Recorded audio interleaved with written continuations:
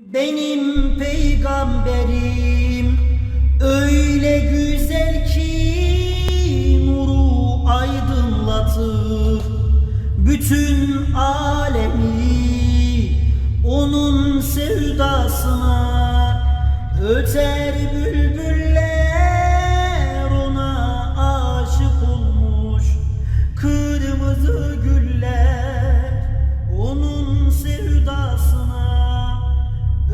Apelidado de O Assassino do Biquíni, Charles Sobhraj assassinou pelo menos 9 turistas no Sudeste Asiático durante a década de 70. Ele fazia amizade com os viajantes antes de envenená-los para roubá-los. Sobhraj era um vigarista nato, ladrão de joias, traficante de drogas, conhecedor de venenos e assassino, que acabou se tornando uma espécie de celebridade mórbida da mídia internacional. Certa vez preso, ele juntou dinheiro suficiente para subornar seus carcereiros, que tornaram sua vida em uma prisão indiana muito mais suportável. Até o fim, ele acreditava que poderia escapar da justiça, e quase conseguiu.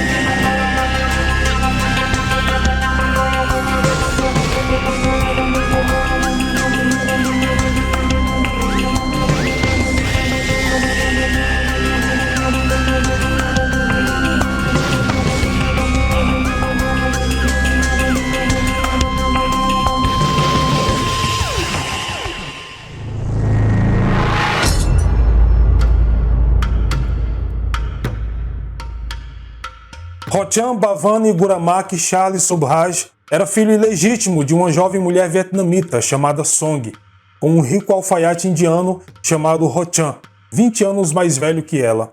Ele era casado com outra mulher na época, e quando descobriu a gravidez de sua concubina, o relacionamento dos dois começou a ir por água abaixo, e só piorou quando o bebê nasceu, em Saigon.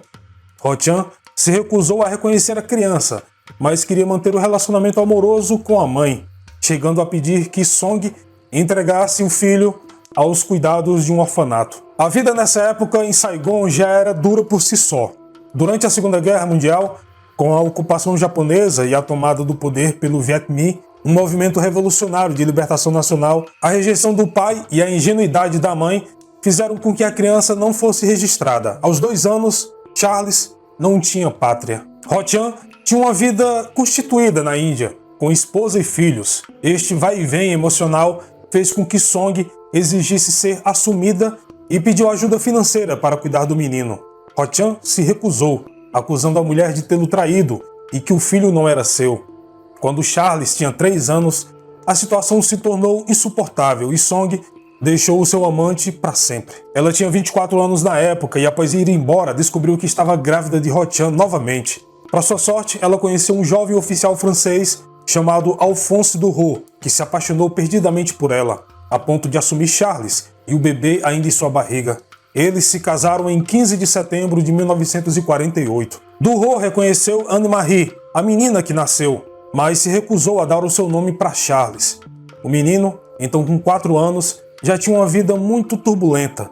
Ninguém realmente cuidou dele durante seus primeiros anos. Seu padrasto trabalhava de manhã, tarde e noite, e sua mãe só tinha olhos para Anne-Marie. Ela tinha que cuidar da casa e fazer tudo possível para não perder o bom marido que conseguiu. E como Duroux não ligava muito para Charles, ela também o rejeitava, vendo nele a personificação de Rocham. Aos 7 anos de idade, Charles praticamente se educou sozinho com os meninos da rua, seus únicos amigos de verdade, e chegou a passar dias fora de casa, sem que seus pais relatassem o seu sumiço. Revoltado com o desdém dos pais, Charles insultava constantemente sua mãe e Duroux. Quando o casal tinha visitas, ele se comportava mal na frente dos convidados, a tal ponto que sua mãe teve que amarrá-lo na cama para não ser perturbado. Charles sabia sobre o seu pai biológico e insistia que sua mãe falasse sobre ele. Em sua cabeça, seu pai de verdade deveria amá-lo, mas a verdade é que Ho-chan nunca perguntou pelo filho. O menino sofria de incontinência urinária, um problema que continuaria até a adolescência. Sua mãe não entendia o seu problema e toda vez que ele fazia xixi na cama, ela o repreendia com uma surra. Vale lembrar que este é um sinal típico da tríade psicopatológica. De acordo com a pesquisa do psiquiatra MacDonald, em 1963, é possível encontrar um padrão de comportamento na infância, conhecido como tríade homicida, ou tríade de MacDonald, que pode estar relacionada com um adulto psicopata, que seria um conjunto de 3 fatores: crueldade com animais, obsessão com fogo e enurese noturna, o famoso xixi na cama. Certo dia, a polícia levou Charles para casa, pois ele havia roubado uma bicicleta. Sua mãe o puniu severamente e Charles fugiu de casa. Alguns dias depois, o pai biológico dele ligou para Song, dizendo que o menino tinha cruzado toda Saigon sozinho para se refugiar na sua oficina de costura.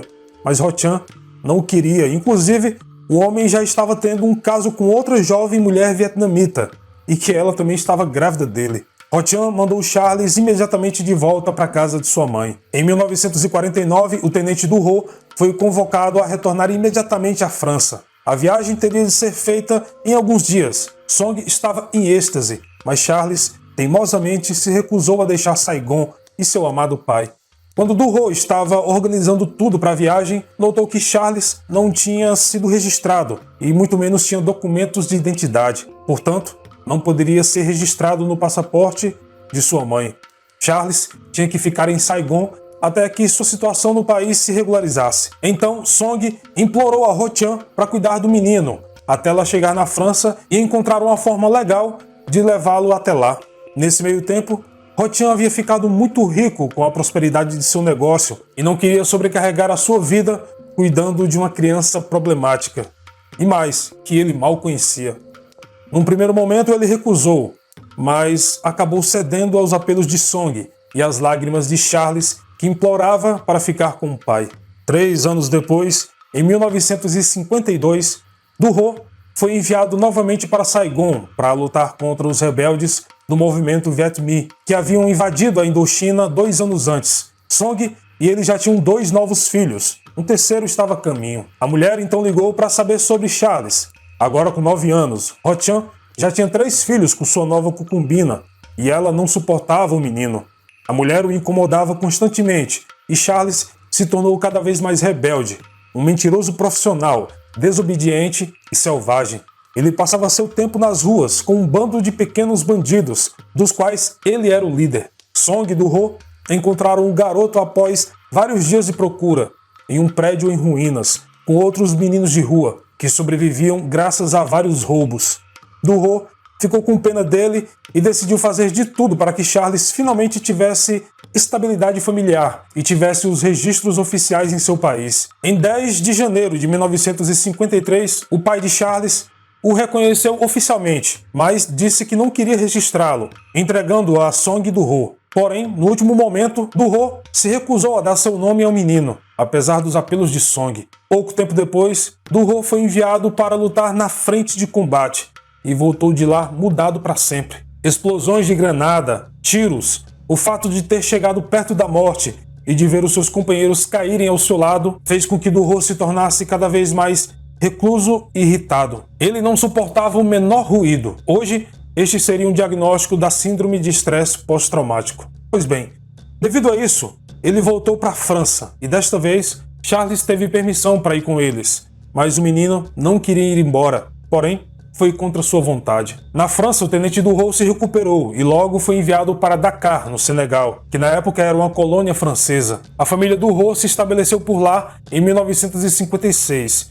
Charles já tinha 12 anos e Song 6 filhos, mas o tenente Du Ho começou a sofrer novamente dos traumas psicológicos, além de uma dor aguda, e seu comportamento com sua família se transformava a cada dia. Em contrapartida, Charles se dava muito bem com seus irmãos e meia-irmã. Sendo mais velho, tinha influência sobre eles e costumavam brincar no porão da casa, criando historinhas.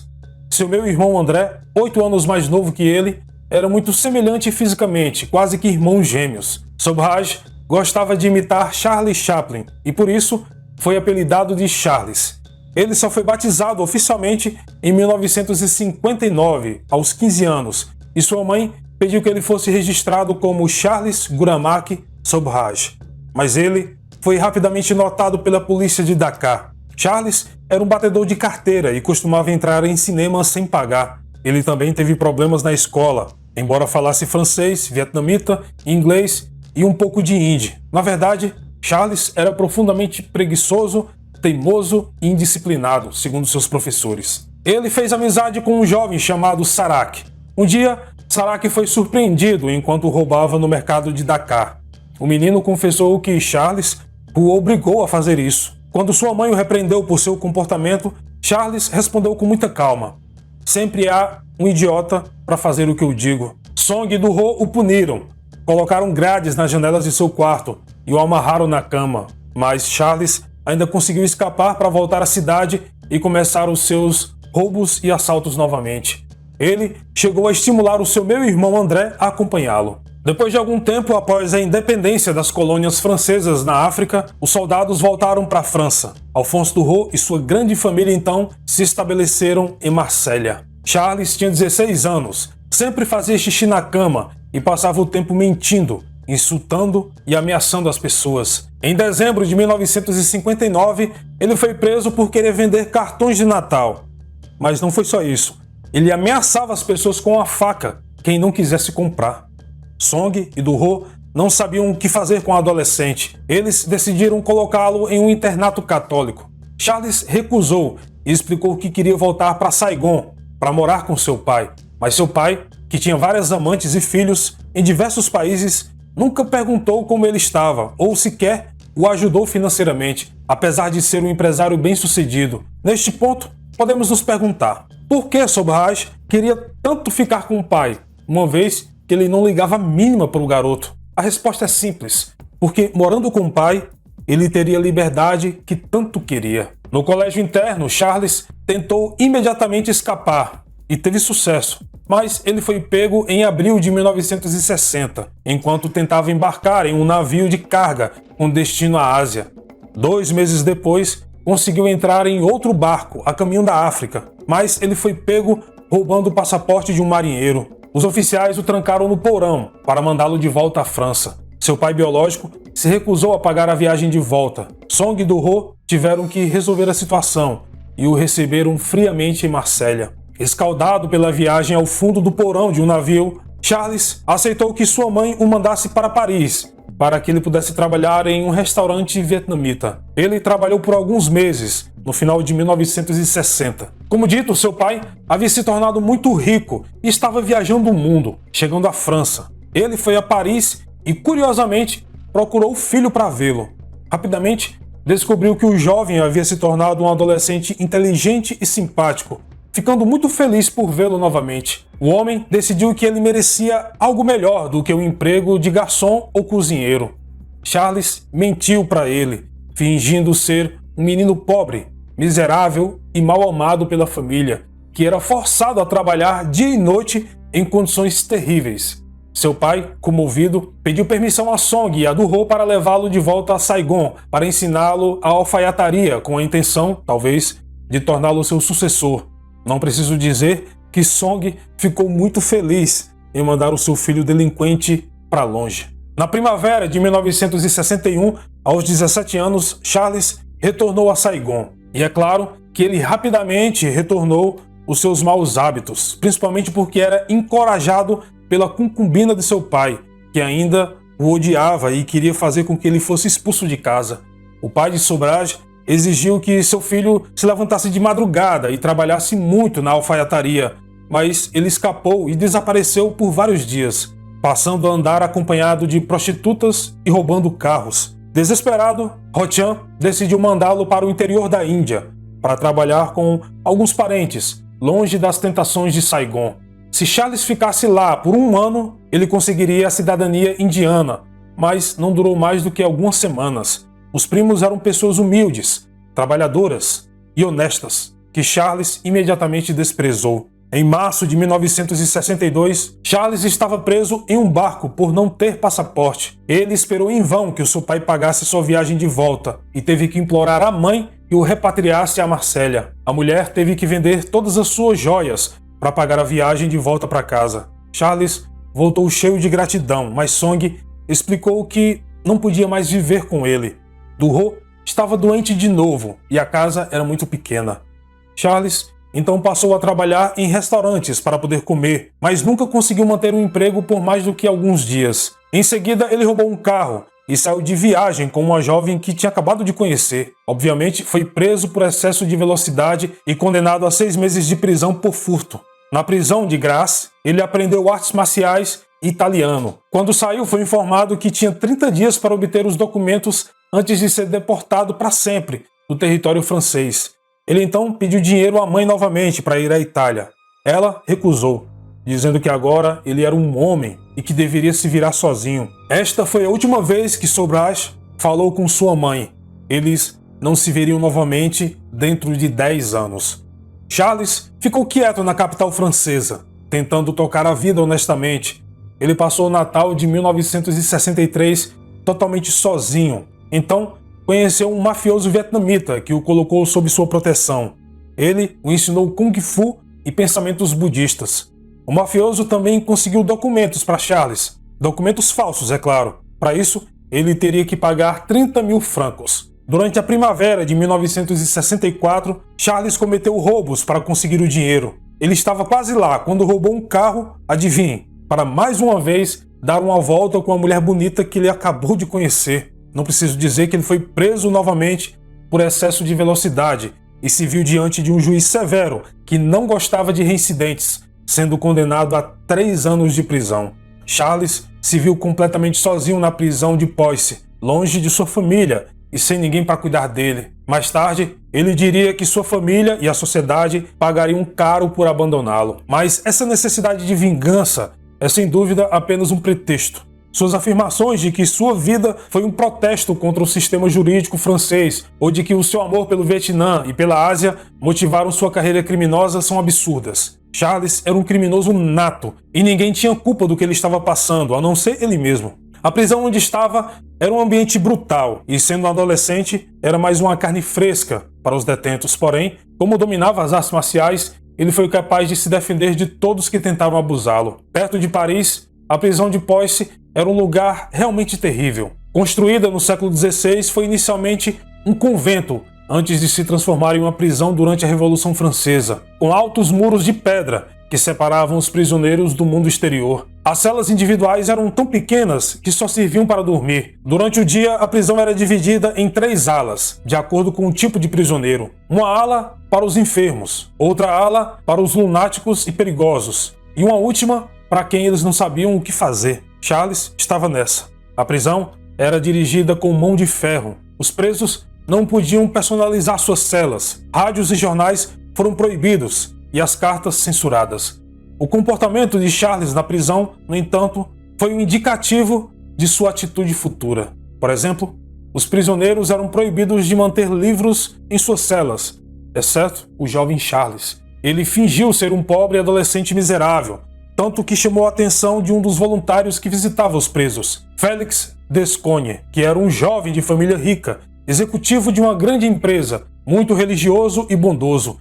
Ele ia à prisão todas as semanas para ajudar os prisioneiros a escrever cartas para os seus parentes ou resolver pequenos problemas jurídicos. E ainda oferecia sua empresa para quando os detentos saíssem da prisão. Félix e Charles se conheceram em 1966 e Sobhraj rapidamente se apegou a Félix, a quem ele via como um salvador e um modelo a seguir. Charles pede a Félix que faça o papel de um intermediário com seu pai, pedindo para que ele pudesse voltar para Saigon, mas ele queria que seu pai o convidasse e ainda concordasse em pagar sua viagem. Félix teve pena do jovem, mas o diretor da prisão avisou. Charles era um excelente manipulador e mentiroso. Ele faria qualquer coisa para colocar Félix sob seu controle. Ele era inteligente, passava muito tempo lendo, mas usava o cérebro para propósitos sombrios. Félix voltava todas as semanas e Charles lhe contava sobre sua vida, destacando sua juventude solitária e infeliz. Mas Félix percebeu rapidamente que Charles costumava mentir. Ele sempre se representava da melhor maneira possível e retratava os seus parentes como monstros cruéis.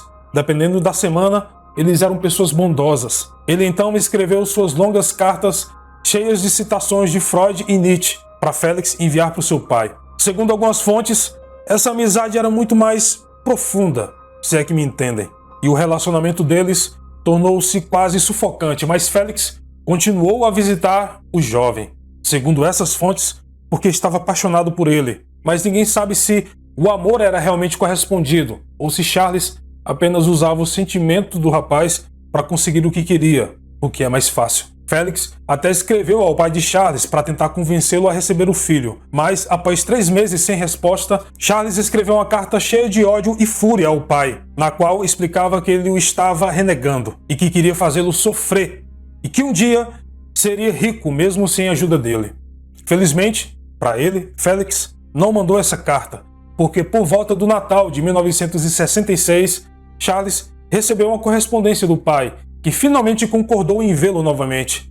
Ele havia respondido à correspondência de Félix, mas da Índia, sua carta demorou meses para chegar à França. Félix também conseguiu uma forma legal de Charles obter a nacionalidade francesa, já que ele nasceu na Indochina, uma ex-colônia francesa.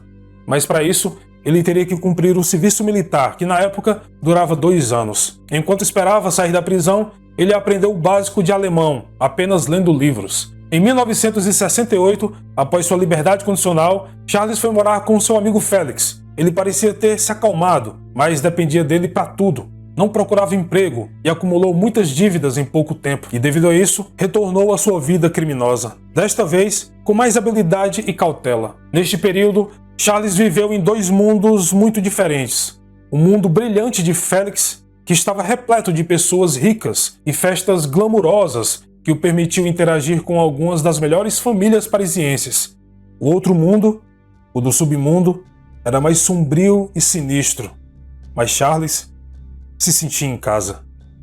Durante uma típica noite parisiense, ele conheceu uma jovem chamada Hélène Chantal, uma bela jovem de 20 anos que ainda vivia com os pais. Instantaneamente, ela ficou encantada com este jovem erudito e abastado, que lhe contou sobre suas aventuras no Oriente e contou a ela sobre sua família rica em Saigon. Ele falava como um poeta e cortejava a jovem Chantal, apesar da desaprovação inicial dos pais da moça. O pai de Chantal, um católico tradicional, nunca permitiria que sua filha se casasse com um mestiço asiático, por mais rica que sua família fosse. Mas Chantal estava loucamente apaixonada. O comportamento autodestrutivo de Charles, porém, o mandou de volta para a prisão na noite em que ele propôs a moça em casamento, em agosto de 1968. Charles pediu Chantal em casamento, mas que ela deveria ir para a Ásia com ele antes, pois seu pai havia oferecido um trabalho em Saigon. Na verdade, seu pai tinha acabado de escrever para Félix, dizendo que jamais queria ver Charles novamente, não apenas pela guerra que estava sendo travada no Vietnã,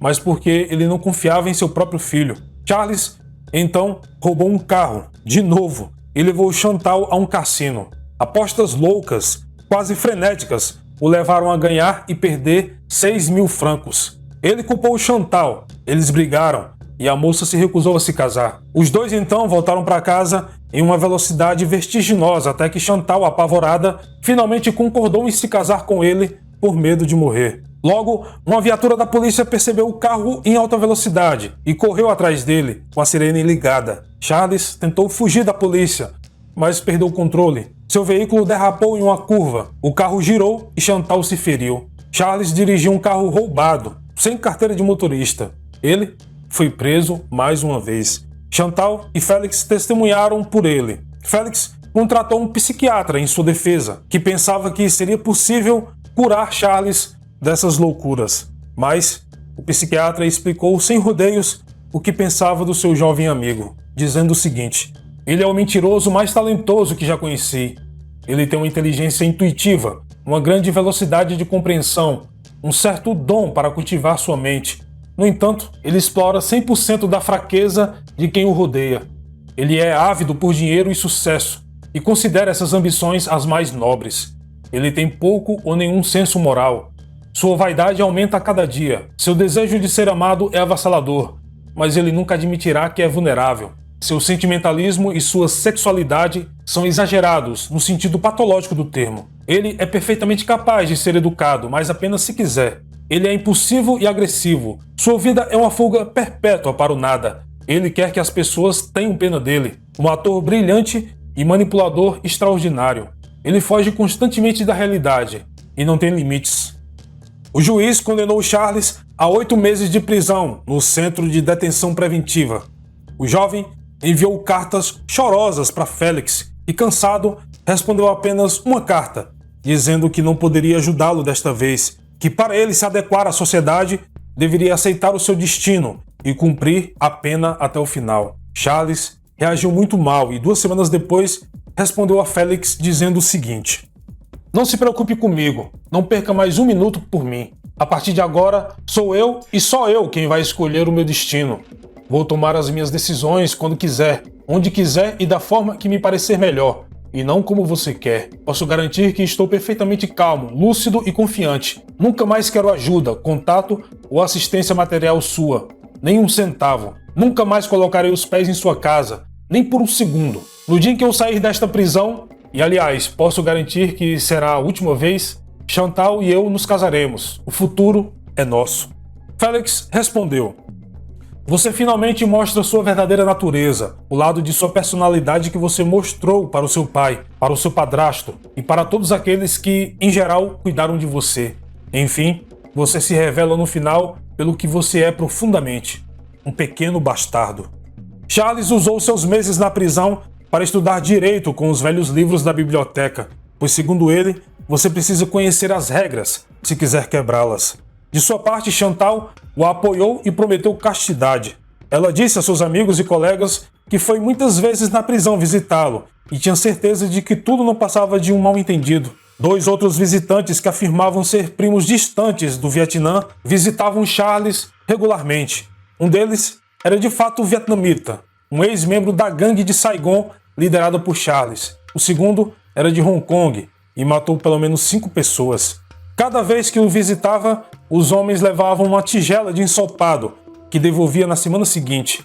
No fundo da tigela, Charles escondia um plano desenhado de um apartamento parisiense a ser roubado, que ele havia visitado durante as noites sociais com Félix. Os 2 comparsas de Charles então fizeram um roubo, e quando o homem saiu da prisão, ele teve sua parte entregue conforme combinado, 15 mil francos, algo em torno de 100 mil reais. Sua nova fortuna amoleceu um pouco o coração dos pais de Chantal, que aceitaram que ela se casasse com Charles, mas apenas durante uma simples cerimônia civil, na presença da família da moça. Em maio de 1969, Charles enviou uma carta para Félix, na qual pedia perdão e aproveitou para convidá-lo para o seu casamento. Félix não respondeu. No outono, Charles e Chantal foram visitar Félix. Ele foi convencido pela jovem a testemunhar no seu casamento. Os 2 então alugaram um apartamento no subúrbio e viveram uma vida muito clássica por alguns meses. Chantal explicou a Félix que Charles, graças ao casamento, havia mudado.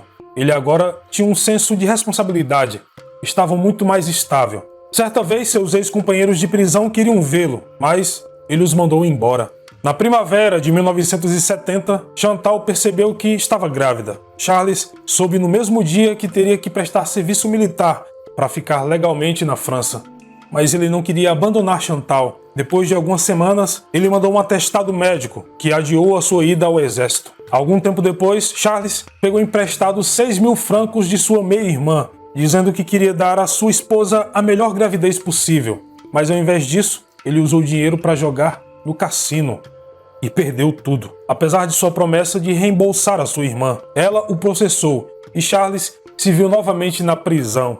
Acreditem. Ele jurou que nunca mais se aproximaria de um cassino. Félix, a pedido de Chantal, foi visitar a irmã de Charles e tentou convencê-la a retirar a queixa, jurando que ele mesmo a reembolsaria do valor se Charles não o fizesse. Em junho de 1970, o pai de Charles fez uma escala em Paris durante sua segunda viagem ao redor do mundo. Charles tentou impressioná-lo, levando a restaurantes chiques e dando presentes maravilhosos. Eles foram para a Suíça e Charles comprou um relógio de ouro para o seu pai, que pagou com um cheque. Chantal acabou admitindo para Rotin, o pai de Charles, que ele havia passado semanas anteriores à sua chegada em busca de dinheiro. Ele tinha vendido a mobília e se aproximou de seus amigos duvidosos para conseguir mais dinheiro para poder impressionar o pai, mostrando o quão bem financeiramente ele estava, mas a realidade era bem diferente. O pai de Charles, então, incentivou Chantal a se divorciar dele e foi embora no primeiro voo para Saigon. No retorno da Suíça, Charles perguntou a Félix se ele poderia emprestar o seu carro velho, que não valia muito, mas que ainda dava para dirigir. Charles pretendia ir para a Grécia e depois cruzar todos os países até chegar ao Vietnã para encontrar o seu pai e, claro, pedir dinheiro emprestado a ele. Mas Félix se recusou e Charles pegou o carro mesmo assim. O casal então viajou pela Europa Oriental com documentos falsos, roubando pessoas que conheciam no caminho, nunca pagando seus quartos de hotel, deixando uma longa lista de crimes. Charles, contrariando suas promessas, voltou a jogar nos cassinos, graças a cheques sem fundo. Quando os dois chegaram a Istambul, no carro roubado de Félix, agentes da Interpol visitaram os pais de Chantal em Paris, à procura do casal de golpistas. Eles disseram que não sabiam de nada. Neste meio tempo, Félix começou a receber dezenas de cartas de Charles, da Turquia, Iraque, Irã. A meia-irmã de Charles também ligava regularmente para Félix, cobrando seus 6.000 francos. Os pais de Chantal estavam preocupados e Félix não conseguia responder às suas perguntas. Pouco depois de sua chegada, em novembro, Chantal deu à luz a uma menina. Eles a chamaram de Shubhra, que significa pureza em hindi. Em novembro, o casal estava em Mumbai, na época Bombaim. Charles e Chantal se integraram facilmente à comunidade francesa de expatriados na região. Charles se mostrou em sua melhor forma, muito amigável e inteligente. Ele foi rapidamente aceito por alguns dos cidadãos franceses mais velhos da Índia. Chantal, uma jovem atraente e elegante, também foi bem-vinda.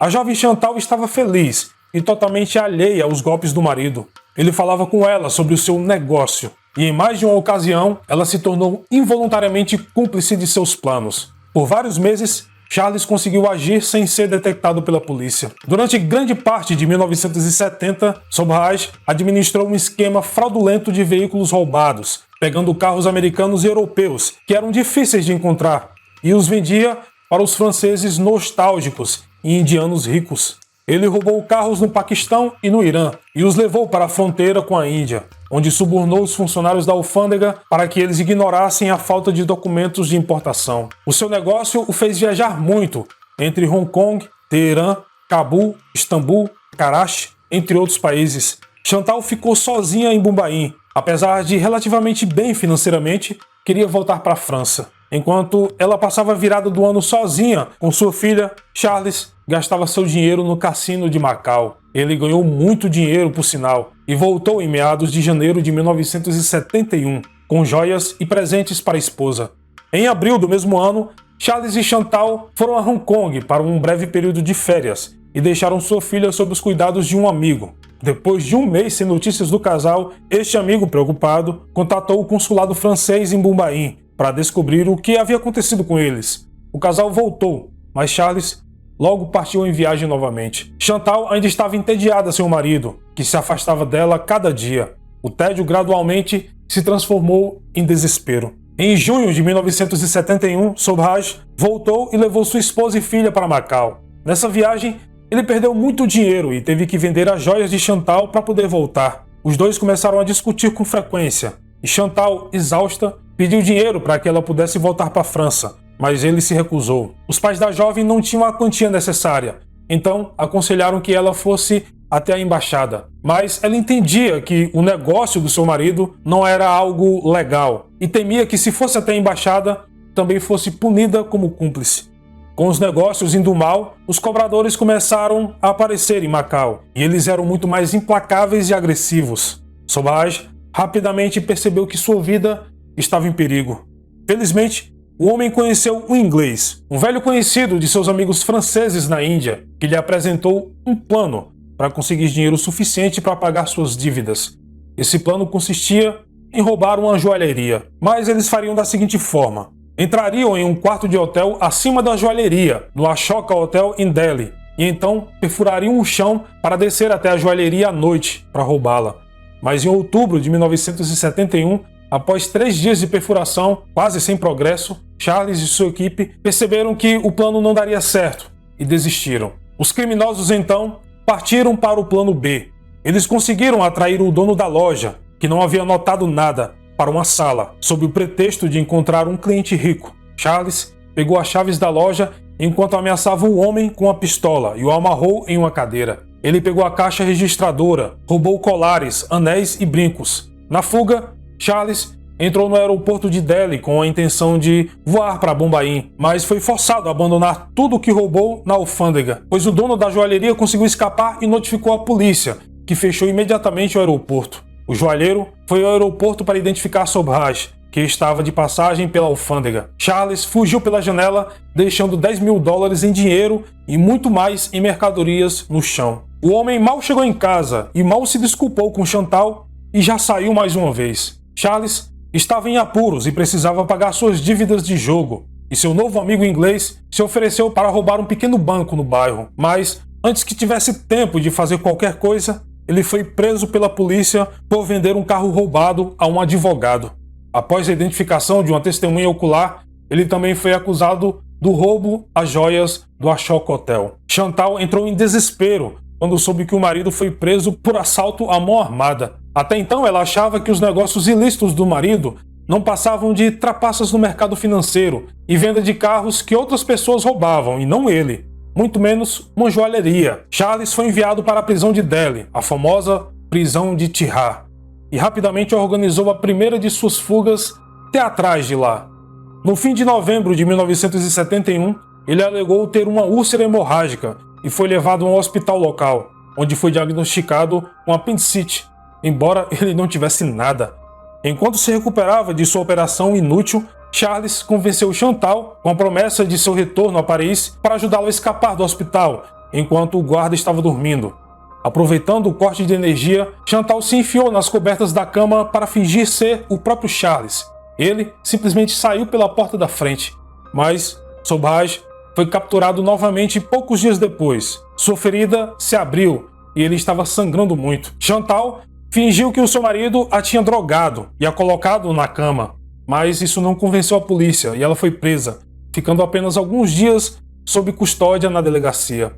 Ela decidiu deixar a Índia e de uma vez por todas, até que seu marido lhe enviou uma carta chorosa. Ela correu para a prisão, onde, depois de horas de espera e negociação, finalmente conseguiu ver Charles. Ele explicou a ela que havia pedido a seu advogado que entrasse em contato com seu pai, o alfaiate rico, a fim de pedir dinheiro para ele conseguir sair da prisão, subornando os guardas. E ele prometeu a Chantal que voltaria para a França em seguida. Nesse meio tempo, Chantal mandou sua filha, Shubhra, de volta à França por meio de um amigo, que prometeu levá-la a Paris para os seus avós. Bom, parece que o advogado foi muito convincente, porque Sobhraj conseguiu o dinheiro com seu pai. Então Chantal e Charles fugiram da Índia. Mas, para voltar à França, eles primeiro tiveram que voltar a Delhi para comprar passaportes falsos. Depois, chegaram ao Paquistão.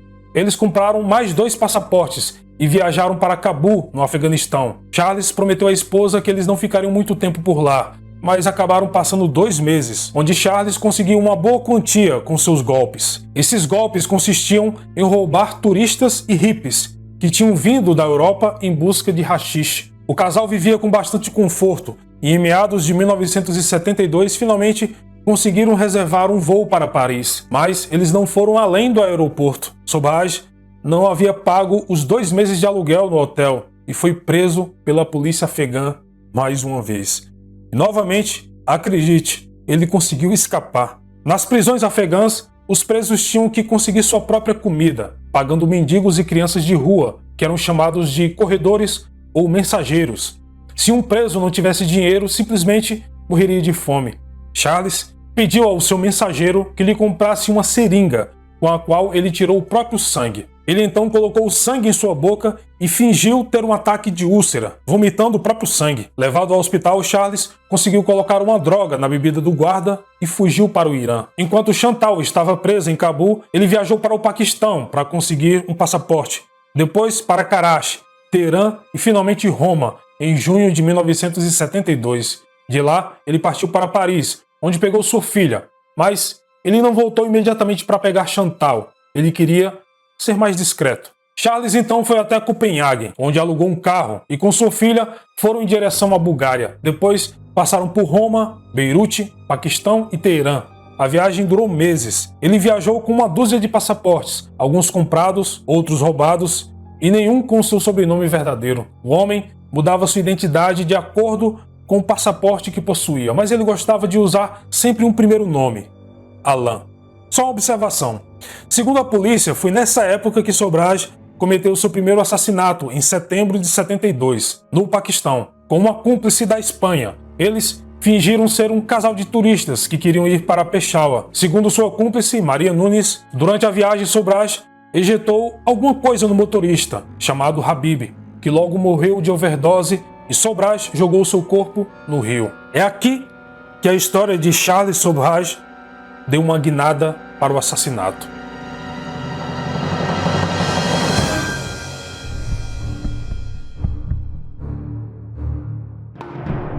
No final de 1972, Sobhraj finalmente enviou dinheiro para Chantal para que ela pudesse se juntar a eles no Teherã. Com a família reunida, eles passaram uma semana na cidade e Charles cobriu sua esposa e filha com presentes e joias que ele havia roubado durante sua viagem. Mas no final de semana, o casal teve uma discussão terrível e Sobhraj bateu pela primeira vez em Chantal. Levada ao limite, ela fez as malas e disse que iria embora. No entanto, Charles novamente conseguiu convencê-la a ficar mais alguns dias. Porém, ele foi preso de novo no saguão do hotel. A polícia descobriu vários passaportes, pedras preciosas e moedas estrangeiras em sua mala. Os investigadores da polícia indiana, a terrível SAVAK, era severa, e eles acharam que Sobhraj era um terrorista conspirando contra o país e o questionou com sua brutalidade usual, torturando-o severamente. No final de dezembro de 1972, Chantal teve o direito de visitá-lo na prisão, mas desta vez ela disse a ele que estava indo embora para sempre e levando sua filha. A embaixada francesa teria conseguido suas passagens de avião para Paris. Ela estava pedindo o divórcio e deixou Sobhraj nas mãos da SAVAK e partiu.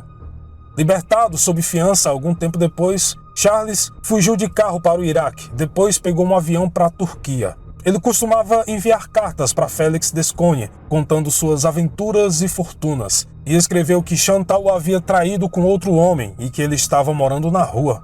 André Durot, o meio-irmão de Sobhraj, que era muito parecido com ele e tanto o admirava, foi visitar Félix em 1970. Ele o ajudou a se instalar em um ateliê e conseguir um emprego na área de seguros. André se parecia muito com Charles apenas na feição, mas não era vaidoso ou ganancioso como seu irmão, e Félix queria que ele escapasse do fascínio que Sobhraj exercia sobre ele.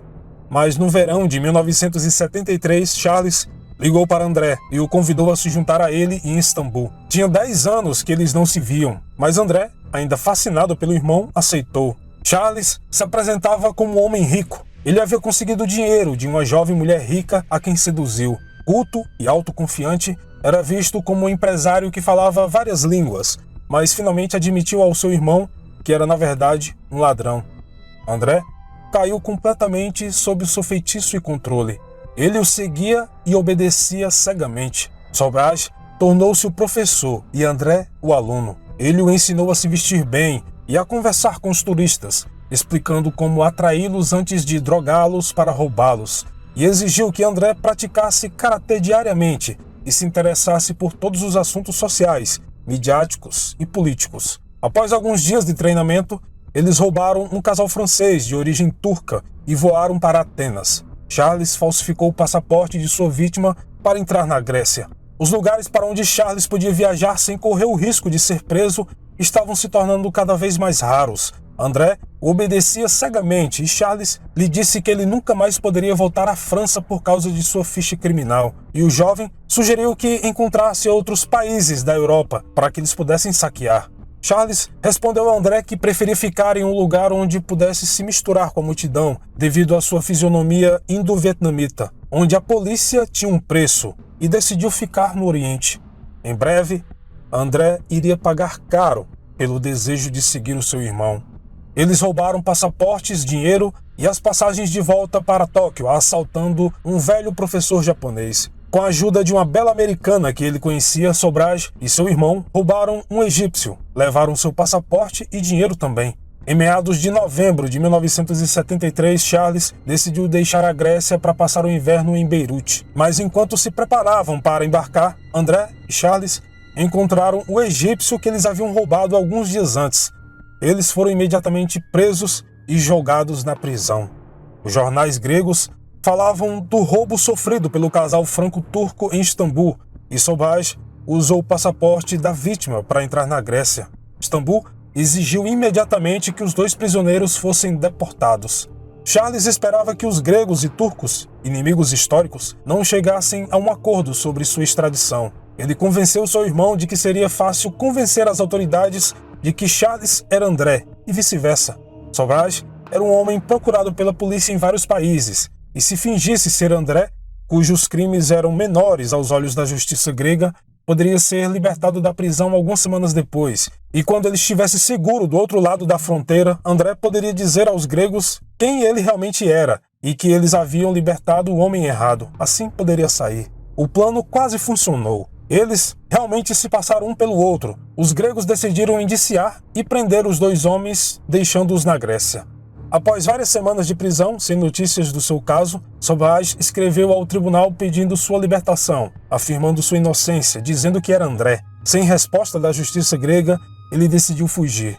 Na prisão, ele e André ficaram amigos de dois jovens prisioneiros americanos que Sobhraj convenceu a cavar um buraco em sua cela. Mas os jovens foram libertados sob fiança sem completar o túnel, e Charles foi denunciado por outro preso sobre o que estava fazendo e a sua tentativa de fuga. Em abril de 1974, ele foi transferido para uma prisão muito mais dura, da qual era impossível escapar. Depois de alguns meses, ele usou seu truque de costume. Fingiu estar doente. Ele foi colocado em uma ambulância e levado para o hospital, mas no meio do caminho, conseguiu, de alguma forma, fazer fogo na parte de trás da ambulância. Quando os motoristas viram a cortina de fumaça, pararam o carro. E quando abriram a porta para verificar se o prisioneiro estava bem, Charles simplesmente saiu correndo e desapareceu. Poucos dias depois, ele estava em Beirute, onde ligou para Félix Descogne para receber notícias de Chantal e sua filha Shubra. Félix disse que ela entrou com um processo de divórcio, pois estava pretendendo se casar novamente com um americano e tinha ido morar com ele nos Estados Unidos, levando sua filha junto. Desesperado e com raiva, Sobhraj decidiu voltar para a Ásia, onde era procurado pela polícia em vários países. Voltando à Grécia, André foi até o diretor da prisão e revelou que eles haviam deixado Charles Sobhraj escapar, e não André Duroux. Infelizmente, para ele, os gregos, incomodados por terem sido manipulados, decidiram deportar André para a Turquia, cujas leis eram muito mais rígidas. Lá, André foi julgado, acusado de furto e condenado a 18 anos de trabalhos forçados. Deixando seu irmão definhando em uma prisão turca, Sobhraj mudou-se para o leste da Ásia. De lá, viajou pela Índia, Caxemira, Irã e Oriente Médio, usando e abusando de golpes e fraudes. Seu modus operandi era bem formatado. Ele procurava um casal de turistas que falava francês ou inglês, fazia amizade com eles e os impressionava, fingindo ser um empresário rico e místico. Então, ele os drogava, roubava suas joias, dinheiro, passaporte e suas passagens de avião. Em maio de 1975, Sobhraj conheceu dois franceses que estavam indo para Delhi. Ele os encantou com suas mentiras, seu discurso e seu conhecimento da cidade. Se apresentou com um nome que ele usaria por muito tempo: Alain Gauthier, um suposto fotógrafo de moda. Charles, agora Alain, deu presentes para eles e mostrou todos os monumentos de Delhi. Juntos, eles foram para Caxemira e Charles serviu como seu guia. É claro que ele pretendia roubá-los, mas ao longo do caminho, Charles conheceu a mulher que se tornaria sua confidente mais próxima e cúmplice de seus crimes futuros, Marie-André Leclerc, que era uma jovem secretária médica, simples, católica, tímida, trabalhadora e solitária, de uma pequena cidade do Quebec, no Canadá, que não havia deixado seus pais até os 28 anos. Ela conheceu um bom homem e na primavera de 1975 planejava se casar. Antes de se estabelecerem definitivamente, decidiram viajar. Eles tinham ido para a Ásia em busca de aventura. Marie se encontrou com Charles enquanto ele guiava os outros dois turistas. Então, a mulher, seu noivo, Sobhraj e os dois franceses dividiram os custos de uma casa-barco, um palácio flutuante. Charles começou a achar que Marie se parecia muito com sua ex-mulher e ficou perturbado com isso. De sua parte, Marie já estava apaixonada pelo jovem eurasiano misterioso, mas Charles a ignorava e a tratava com frieza, devido ao fato dela lembrar muito Chantal, mas ele estava mais focado em como iria roubar a todos, e começou a fazer investidas na mulher francesa. De volta dela, Charles ofereceu trabalho para essa mulher, num esquema de contrabando de joias. Ela se recusou e ficou indignada com a proposta. Após a partida dos dois colegas franceses, Charles levou Marie e seu noivo ao Nepal. Ele os encheu de presente e foram de carros a Bangkok. O casal o seguia, pois não conhecia nada do lugar, e Charles se mostrava muito prestativo e simpático, talvez porque eles seriam suas próximas vítimas. Pouco depois, o noivo de Marie adoeceu. Charles disse a ele que suas dores de estômago eram devido à comida tailandesa muito apimentada, e o tratou com uma mistura de ervas que o fez dormir por 24 horas seguidas. Sauvage aproveitou para convidar Marie para passar a noite com ele. A mulher prontamente aceitou. De volta ao Canadá, Marie e seu noivo, como era de se esperar, terminaram um relacionamento, e Charles pediu que ela voltasse para a Tailândia para ficar com ele. Ela hesitou no primeiro momento, porque não tinha mais dinheiro e sua licença do trabalho havia acabado. Mas uma semana depois, ela recebeu a primeira das muitas cartas de amor que Sauvage lhe enviou. O homem lhe pedia em casamento e oferecia uma vida de riqueza e felicidade. Ele ligava para ela várias vezes por semana. Marie até tentou resistir aos encantos do homem, mas suas lindas declarações de amor, a atração física e a necessidade de se aventurar acabaram vencendo sua relutância. Sauvage pagou a passagem de avião para ela. A família da mulher tentou impedi-la, mas foi em vão. Quando Marie voou para Bangkok em agosto de 1975, ela escreveu em seu diário: "Estou nervosa, mas apesar de tudo, feliz por ter feito uma viagem tão longa para ser possuída pelo homem que amo." Quando Marie chegou a Bangkok com sua bagagem repleta de cartas de amor que Sauvage havia escrito para ela durante meses, ela ficou chocada ao ver que Charles a esperava no aeroporto de mãos dadas com uma jovem tailandesa chamada May. Obviamente, May era apenas a sua amante, mas o relacionamento deles era principalmente profissional. Charles então cumprimentou Marie com um simples beijo no rosto e disse: "Esta é May, minha noiva." Em seguida, ele apresentou Marie dizendo: "Esta é Marie-André, que veio do Canadá para ser minha secretária." As duas mulheres estavam claramente muito desconfortáveis, mas ficariam ainda mais à noite, porque Charles achou bastante natural ir para a cama com May e Marie. Nada aconteceu naquela noite, eles apenas dormiram. A essa altura, Marie queria voltar para Quebec, mas não queria enfrentar o escárnio de sua família. Ela se convenceu que iria se sobressair à jovem May e que Charles iria amá-la mais. O amor de Marie por Charles era patológico, doente. Ela foi totalmente subjugada pelo homem e era incapaz de ver o mal nele. A mulher estava até disposta a tolerar seus flertes com outras mulheres. Marie-André Leclerc tinha pontos em comum com Chantal. De caráter submisso, era dócil, foi criada em uma família tradicionalista que a ensinou a respeitar o chefe da família e os homens em geral. Ela ficou desapontada, mas quando Sauvage explicou que precisava da jovem tailandesa para seu negócio e tinha que continuar fazê-la acreditar que ele a amava, ele parece que finalmente convenceu Marie a aceitar. Não duraria muito e ele descobriu que Marie tinha $2.000 em uma conta e a convenceu a lhe dar 1.000 em troca da promessa que dispensaria May dentro de algumas semanas. Promessa que ele não cumpriu, é claro. Nesse meio tempo, eles se mudaram para Bangkok porque a cidade atraía muito mais turistas. Tinha um pequeno aeroporto muito movimentado e um grande mercado de joias. Além disso, a polícia tailandesa era facilmente corruptível. O homem então convenceu Marie a se tornar sua parceira nos crimes, e a mulher aceitou, pensando que assim ele finalmente dispensaria May, o que não aconteceu. O trio então conheceu um professor australiano e sua esposa, Russell e Vera Lapthorne, que estavam de férias na Tailândia. Sauvage habilmente conseguiu conquistar a confiança dos australianos, que pensaram ter descoberto um verdadeiro amigo. Alguns dias depois, Charles e Marie serviram uma bebida gelada para eles, com um poderoso sedativo. Enquanto o casal dormia, Sauvage vasculhou seu quarto de hotel, roubando milhares de dólares, passaportes e passagens aéreas. O casal apresentou queixa contra Charles, mas desta vez ele escapou impune. Em Bangkok, Charles, May e Marie se estabeleceram no coração da cidade, em um dos bairros mais bonitos e luxuosos, em um edifício moderno chamado Kenneth House. Ele havia alugado um grande apartamento para o trio. Certo dia, Marie, ao entrar no quarto, flagrou May e Charles juntos e percebeu que ele não dispensaria a mulher. Mas ela não tinha mais dinheiro. Seu visto havia expirado e não podia mais usar seu passaporte. Marie estava presa e apaixonada. Sauvage começou a ter uma ideia sobre construir uma espécie de círculo familiar com várias pessoas que seriam subjugadas a ele. Sauvage e Marie passaram a morar sozinhos, mas May ainda estava sempre por perto. O casal deram as boas-vindas a um turista francês de 25 anos chamado Dominique. Eles o convidaram para um drink e, claro, o homem começou a passar mal.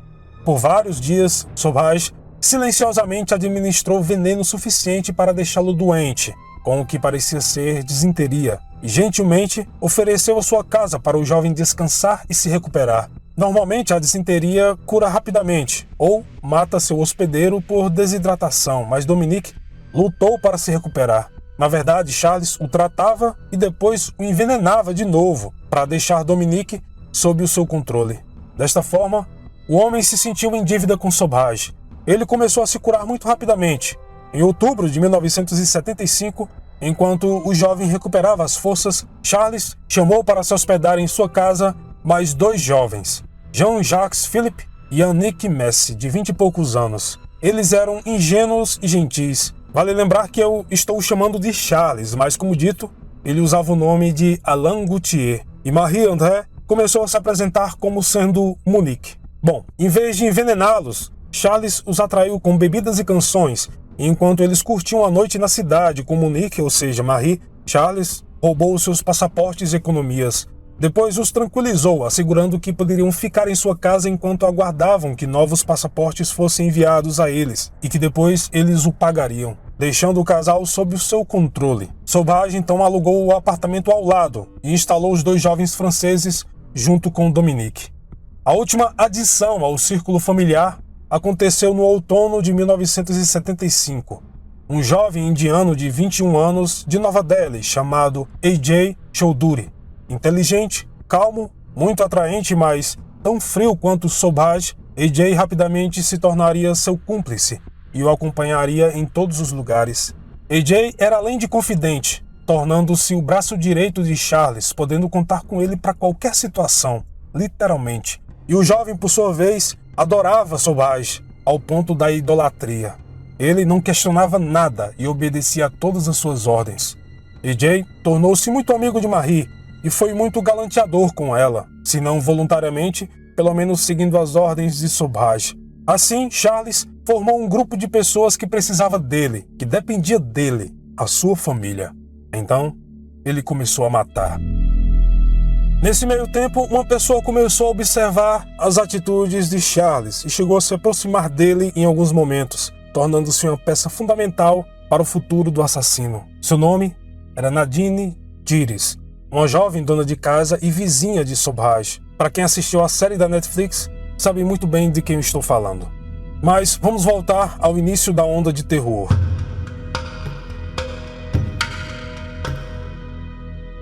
Sua primeira vítima foi uma jovem americana chamada Teresa Norton, uma californiana bastante bonita que escondia traumas de infância devido aos pais que não se davam bem. Quando adolescente, ela abandonou a escola e começou a fumar maconha. Teresa passou uma temporada em um albergue com jovens tão perdidos quanto ela e era muito interessada em hipnose e reencarnação.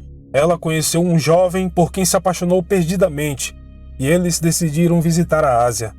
O relacionamento havia piorado durante a viagem, mas ela havia encontrado uma espécie de serenidade e esclarecimento no Nepal. De volta à Califórnia, Teresa tinha apenas um desejo: voltar para a Ásia.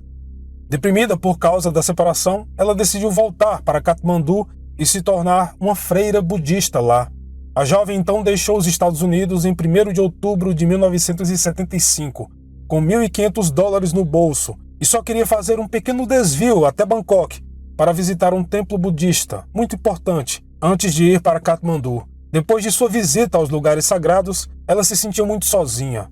No hotel, conheceu um comerciante de pedras preciosas, Alain Gauthier. que estava acompanhado de um jovem chamado AJ.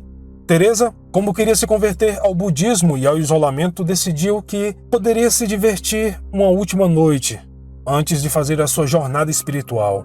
Os dois homens a levaram para o seu apartamento na noite do dia 15 de outubro de 1975. Eles passaram a noite bebendo e dançando juntos com Dominique, Yannick e Jean-Jacques. Então, Sobhaj e AJ levaram Teresa ao distrito da Luz Vermelha de Bangkok para ver um show pornográfico. Ninguém sabe o que aconteceu nesse meio tempo, mas muito provavelmente ela foi drogada por Charles, ou mesmo envenenada. Oficialmente, não está claro por que Charles assassinou Teresa, mas acredita-se que ele a matou porque ela se recusou a fazer parte de seu grupo familiar e se tornar uma criminosa. Teresa foi encontrada morta flutuando nas águas mornas do Golfo da Tailândia, usando um biquíni florido simples. Inicialmente, as autoridades acreditaram que a jovem havia se afogado acidentalmente após uma noite regada a haxixe e cerveja. Os policiais, incapazes de identificar o corpo, disseram que a vítima morreu por afogamento.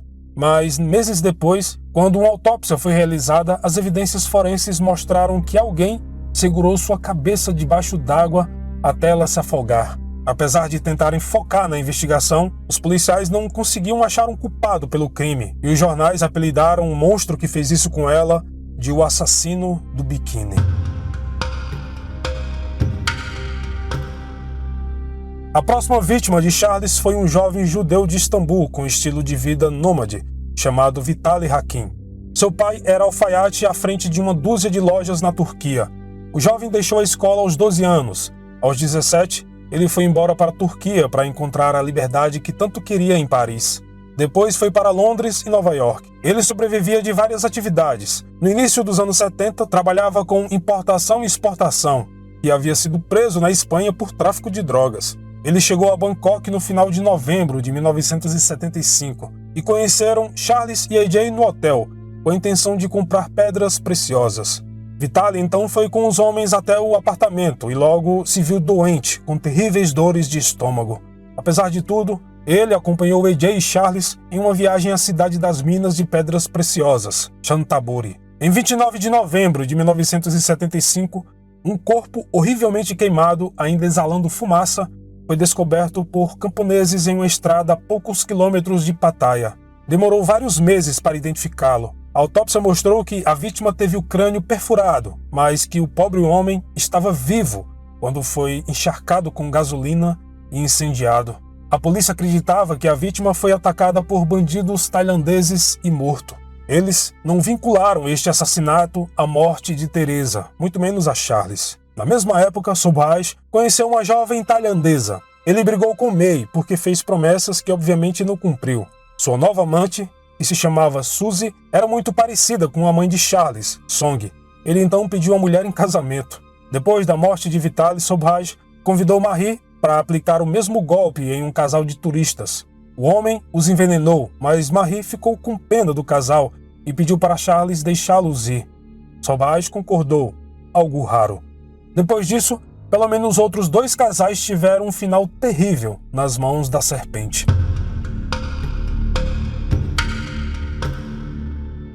Henricus Bitanja, conhecido como Henk, tinha 29 anos e era mestre em química. Ele era mestiço de holandês e indonésio. Sua namorada, Cornelie Henker, conhecida como Kok, era uma bela enfermeira loira de 25 anos, com um físico típico holandês. Eles haviam guardado dinheiro durante anos para que um dia pudessem fazer uma grande viagem. No início de 1975, frustrado por não conseguir encontrar um emprego que lhe agradasse, Henk chamou Kok para começar essa jornada. Entusiasmada, ela aceitou. Eles decidiram viajar o mundo, especialmente a Indonésia, onde moravam parentes distantes de Henk. Nesse meio tempo, Sobhaj foi até Hong Kong, graças ao passaporte de Vitaly, com a intenção de jogar no cassino de Macau, onde 10 anos antes tinha perdido todo o seu dinheiro. Foi em Hong Kong que Henk e Kok, que então viajavam pelo Sudeste Asiático, que encontraram Charles Sobhaj. Ele se apresentou como sendo Alain Dupo, um comerciante de joias. Henk ficou tão impressionado com Charles que escreveu uma carta para a família em Amsterdã, descrevendo o hotel onde Charles os havia convidado para almoçar, assim como seu enorme quarto e as lojas luxuosas. Sobhaj se ofereceu como guia e levou o casal ao centro da cidade. Eles pegaram uma balsa para Victoria Hamburg e visitaram o distrito Duty-Free, onde Cook queria comprar um anel de safira. Charles os levou pelas lojas em busca do anel ideal, mas eles não encontravam o que queriam. Sobhaj então se ofereceu para fazer um favor a eles e permitiu que Cook comprasse um anel de sua coleção particular. A jovem holandesa pagou $1.600, metade do preço médio que ela tinha visto nas melhores lojas. Um verdadeiro negócio dos céus. Alain, então, disse que no futuro eles poderiam visitá-lo em Bangkok. Ele disse que mandaria um táxi para buscá-los no aeroporto e acomodá-los gratuitamente em sua mansão, onde um chefe francês prepararia suas refeições. Para o jovem casal era um sonho. Koch escreveu à família que seu novo amigo, Alain, era incrivelmente rico, mas também generoso e prestativo. Em 10 de dezembro de 1975, o casal viajou para Bangkok e foi surpreendido a ser recebido por um jovem em um pequeno carro alugado, AJ. Eles ficaram igualmente surpresos ao descobrir que não ficariam hospedados na mansão de um milionário. Eles foram mandados para ficar em um alojamento, em um pequeno apartamento, simples e humilde, mas era o suficiente. Hank e Koch sofreram o mesmo destino de tantos outros. Eles adoeceram misteriosamente e se recuperavam muito lentamente no apartamento de Alain. Charles cuidou do jovem casal e aproveitou para trancar seus objetos de valor em seu cofre, assim como seus passaportes. Ainda em dezembro do mesmo ano, Stephanie, também conhecida como Charmaine em algumas fontes, a namorada francesa de Vitaly, viajou para a Tailândia em busca dele e se tornaria a próxima vítima de Charles Sobhaj. Em Ibiza, Stephanie era uma jovem e talentosa estilista de roupas luxuosas, mas ela não conseguia vender nenhuma de suas criações. A mulher conheceu Vitaly durante um jantar com seu primo e se apaixonou por ele à primeira vista. Vitaly a propôs em casamento algumas semanas depois, mas disse que estava indo para a Ásia a negócios e logo teria dinheiro suficiente para pagar uma bela cerimônia de casamento. O homem pediu que Stephanie se juntasse a ele em Bangkok e o ajudasse a contrabandear pedras preciosas para a Europa. Ela recusou. Ele então explicou que o dinheiro permitiria que ele finalmente abrisse a sua loja de moda. Ela aceitou, mas disse que iria dentro de algumas semanas. Chegando no hotel onde o homem disse que estava hospedado, ela observou que Vitaly havia pago a conta várias semanas antes e nunca mais voltou. Ele deixou uma mensagem para ela, que a levaria involuntariamente às garras de Charles Sobhaj. A mensagem dizia que ele estava negociando com um homem chamado Alain Gauthier, comerciante de pedras preciosas. Buscando informações, ela chegou até o hotel Kenneth House e começou a fazer muitas perguntas a Charles. Stephanie morreu em circunstâncias quase idênticas a Teresa Norton.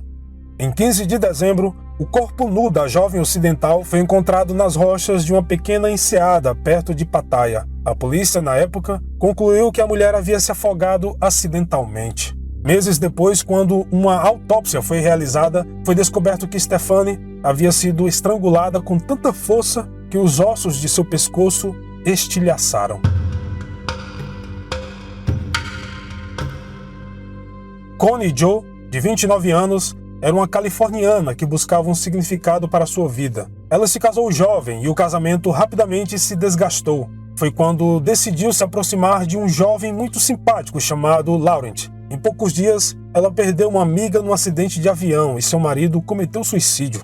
Deprimida, ela decidiu viajar para a Índia com seu novo amigo. Uma vez lá, Connie queria ir para Katmandu para limpar a sua mente e espírito. Eles ficaram em um hotel no bairro de Katmandu chamado Freak Street, onde qualquer um poderia comprar qualquer coisa, desde uma simples barra de haxixe a grandes rubis e esmeraldas. Laurent esperou que o tempo melhorasse para eles começarem sua jornada para Katmandu e passou seu tempo ouvindo as histórias dos guias da montanha em um café, enquanto Connie Jo dormia depois de dar um passeio no centro da cidade. Charles Sobhaj e Marie-André conheceram o casal enquanto visitava um templo. Não sabemos exatamente o que aconteceu a seguir, mas podemos facilmente imaginar. Sobhaj perdeu muito dinheiro no cassino. Laurent e Connie Jo haviam comprado joias em Delhi e estavam preocupados com sua qualidade. Eles então recorreram ao negociante de pedras preciosas mais conhecido da cidade, o que provavelmente selou o seu fim. Em 22 de dezembro de 1975, o corpo carbonizado de um homem foi encontrado em um campo. Ele havia sido massacrado, à beira da decapitação. No dia seguinte, enquanto as autoridades tentavam identificar o corpo, claramente um ocidental, devido ao seu tamanho, um segundo corpo carbonizado foi encontrado nas proximidades, o de uma mulher. Ela havia sido esfaqueada várias vezes no peito. A polícia local questionou os proprietários dos hotéis que hospedavam ocidentais e soube do desaparecimento de Laurent e Connie Joe. Segundo amigos do casal, o homem foi o primeiro a desaparecer e, muito preocupada, sua namorada foi procurá-lo. Seus amigos identificaram o corpo de Connie Joe devido a um anel e suas sandálias. A polícia contatou a alfândega nepalesa e eles informaram erroneamente que Laurent havia deixado o país logo após a morte de Connie Joe. Os investigadores então presumiram que Laurent havia matado sua namorada e fugido do país assim que seu crime foi cometido. Eles ficaram, no entanto, confusos com a possível identidade do homem ocidental que havia sido encontrado. Obviamente, não foi Laurent quem fugiu do Nepal depois do assassinato de Connie Joe. Sobhraj usou seu passaporte para voltar a Bangkok, onde vendeu as pedras que os dois jovens compraram em Delhi. Então, usando o passaporte de Henk, ele voltou para Katmandu no dia seguinte. Foi só em maio de 1976 que a polícia nepalesa desvendou essa confusão e emitiu um mandado de prisão contra Charles Sobhraj, Marie-André e AJ pelo duplo assassinato. Com isso, Dominique, Yannick e Jean-Jacques haviam discutido e percebido que não estavam obedecendo apenas a um vigarista, mas a um assassino. Eles entraram no escritório de Charles e encontraram documentos de identidade de turistas infelizes que cruzaram o caminho do homem, bem como os pertences de várias pessoas desaparecidas, como bagagens, lembranças e cartas. Os três franceses então fugiram da Tailândia e foram se refugiar em Paris. Antes de partir, eles danificaram intencionalmente a fechadura do cofre. Vale lembrar que no meio de toda essa confusão, uma testemunha-chave observava tudo. Nadine. Guardem esse nome. Bom, Charles, ao chegar em casa, ficou completamente confuso com a partida dos seus amigos, da sua família. Segundo um vizinho, ao chegar no apartamento e não encontrar os franceses, ele gritou: "Eles precisavam de mim. Eles me amavam. Eles eram a minha família." Charles se recuperou logo e decidiu formar uma nova família que o ajudaria em seus próximos e terríveis crimes.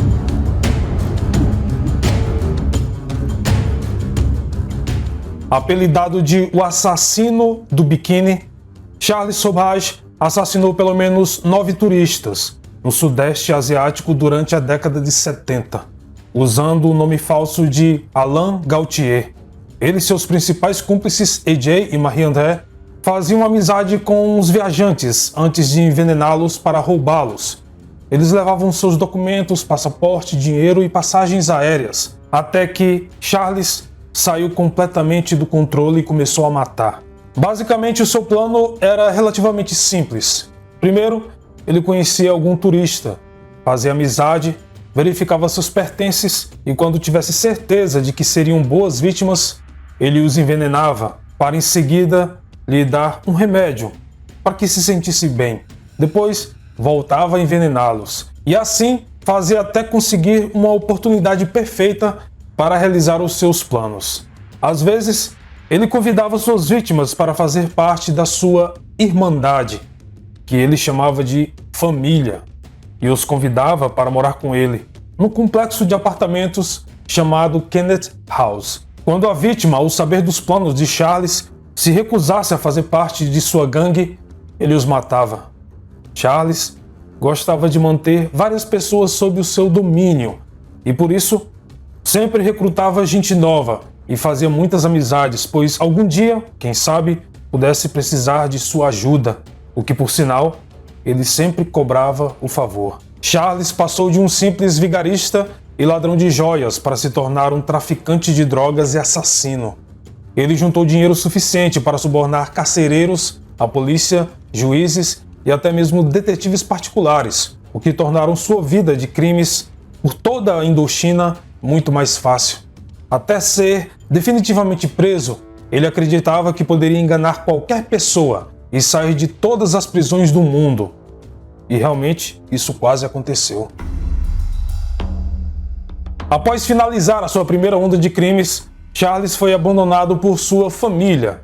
o que o deixou muito transtornado, mas ele não perdeu muito tempo. Em seguida, começou a recrutar outras pessoas que seriam tão gratas pela sua ajuda que poderiam fazer qualquer coisa por ele. Como vimos na parte 2 deste especial, o irmão de Charles, André Duroux, foi preso na Grécia, depois extraditado para a Turquia, onde foi condenado a 18 anos de trabalhos forçados, pelo fato de ter enganado a todos, se fazendo passar pelo seu irmão. Pois é, algum tempo depois, ele recebeu a liberdade condicional antecipada dos turcos, e inacreditavelmente André viajou para a Índia e pediu ajuda de Charles para escapar da prisão, e assim foi feito.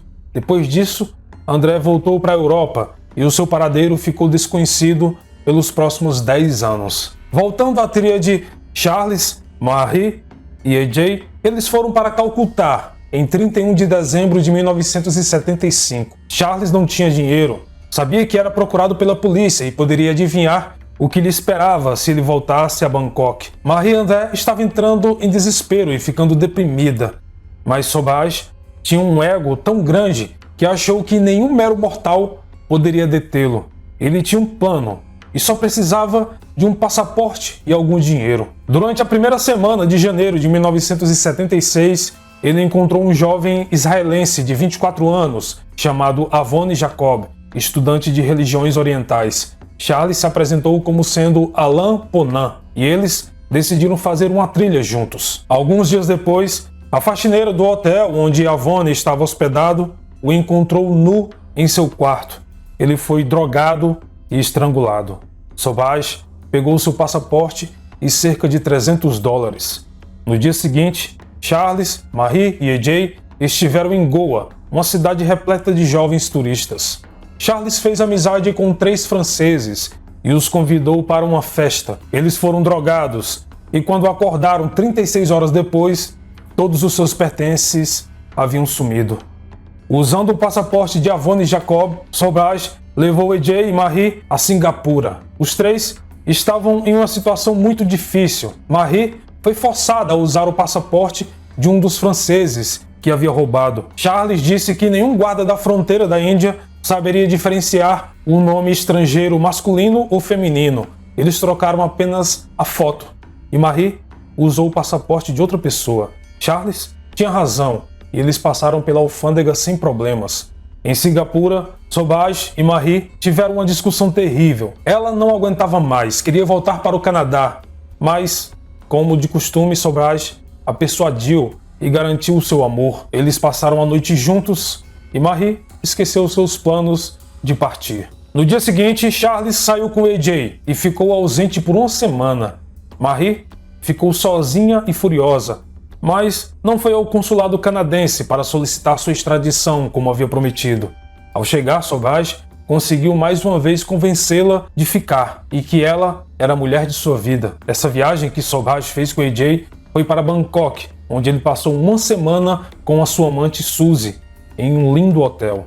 Neste meio tempo, em fevereiro de 1976, Sobhaj decidiu retornar a Bangkok com seus 2 cúmplices, apesar dos riscos. Eles já estavam voltando de Hong Kong, onde haviam roubado um professor americano chamado Robert Paul Greiner. Eles drogaram um homem, levaram sua bagagem, suas roupas, seu dinheiro e a sua passagem de avião. Embora os documentos de Avone Jacob ainda pudessem ser usados, Sobhaj sabia que era sempre útil ter um passaporte sobressalente. Finalmente, as famílias das vítimas começaram a entender que algo terrível havia acontecido com seus filhos. Embaixadas holandesas, francesas, americanas e canadenses em toda a Ásia foram contatadas e começaram a questionar todas as embaixadas asiáticas, que não demonstraram muita preocupação. As famílias tiveram respostas apenas de um homem chamado Herman Knippenberg, secretário da embaixada holandesa na Tailândia. Knippenberg fez seu trabalho e percebeu que não era normal ficar sem notícias do jovem casal por tanto tempo. Ele se lembrou de um artigo sobre os 2 corpos dos australianos encontrado em 16 de dezembro de 1975, perto de Bangkok. A polícia da época disse que os corpos não tinham sido identificados e que, na verdade, não eram australianos. Herman solicitou que os registros dentários dos corpos fossem enviados para averiguação. Ele foi ao necrotério e as dentições combinavam. Aquele casal desconhecido eram realmente os holandeses procurados pela sua família, e agora o crime tinha se tornado algo pessoal, por se tratar de pessoas de sua mesma pátria. Mas ninguém nas embaixadas queria encontrar os culpados. Apenas Herman decidiu pressionar a polícia tailandesa, mas não teve sucesso. Então ele resolveu ser mais enérgico para forçar a polícia a reagir e acabou descobrindo o nome Alain Gauthier e o seu local de residência, Kenneth House. No dia seguinte à sua ida ao necrotério, Herman ligou para o dono do prédio e exigiu saber onde estava o tal negociante de pedras preciosas. Depois de alguma insistência, o dono do estabelecimento lhe deu apenas um nome: Nadine Giris, uma francesa que morava no prédio de apartamentos de Sobhaj em Bangkok e que chegou a se tornar amiga do homem, até começar a desconfiar de seus atos. Ao conhecer Herman, Nadine revelou como outras pessoas que trabalhavam para Sobhaj fugiram depois de encontrar uma coleção de passaportes pertencentes a pessoas desaparecidas, com medo de que ele havia matado os donos dos documentos. Ela também disse que se lembrava de ter visto o casal holandês indo à casa do homem e deu muitos detalhes sobre a rotina de Charles, inclusive descrição de como ele se vestia e a sua rotina diária, o que ajudaria e muito nas investigações futuras. Herman alertou as autoridades tailandesas, mas também continuou suas próprias investigações, uma vez que não sentiu muita confiança nos homens da lei, que eram reconhecidamente corruptos. Bom, na manhã do dia 11 de março de 1976, Nadine entrou em contato com a embaixada holandesa e deu más notícias a Herman. Sobhaj e sua namorada, Marie-André, estavam planejando viajar pela Europa por algum tempo. Enquanto isso, Herman reúne um grupo de funcionários de várias embaixadas ocidentais, prontos para lutar pela prisão dos assassinos de seus compatriotas. Então um novo cúmplice apareceu, Jean Dusme, um empresário francês, na casa dos 30 anos e muito rico. Ele começou a acompanhar Charles para fazer seus negócios e isso gerou um grande desconforto em AJ. O homem também havia emprestado dinheiro a Sobhaj para que ele pudesse alugar um quarto em um belo prédio e abrir uma joalheria. Em 15 de março, Sobhaj decidiu ir para a Malásia. Talvez ele tinha notado que Herman o estava vigiando, mas depois voltou para Bangkok. Herman contatou a polícia tailandesa novamente, que ficou impressionada como ele organizou todo o caso. Os investigadores foram ao hotel Kenneth House no dia seguinte e prenderam Charles e Marie após uma busca. Mas Sobhaj, fingindo ser Robert Greiner, o professor americano, conseguiu enganar a polícia, que não fez muito esforço para verificar a validade de seu passaporte e nem sequer entraram em contato com a embaixada dos Estados Unidos. Um inspetor tailandês simplesmente confiscou os passaportes do casal e os deixaram ir embora. A investigação foi conduzida com tão pouca determinação pela polícia que foi um verdadeiro fracasso. A verdade é que as autoridades tailandesas não queriam arruinar a atividade turística de seu país por causa de um processo judicial, principalmente um com tantas mortes. Sobhaj passou a noite destruindo todas as evidências incriminatórias de seus atos. Quando a polícia tailandesa voltou no dia seguinte, a pedido de Nadine, o cofre estava vazio. Herman queria fervorosamente pegar Charles, ou Alain Gauthier, ou Robert Greiner, ou quem quer que este homem alegasse ser.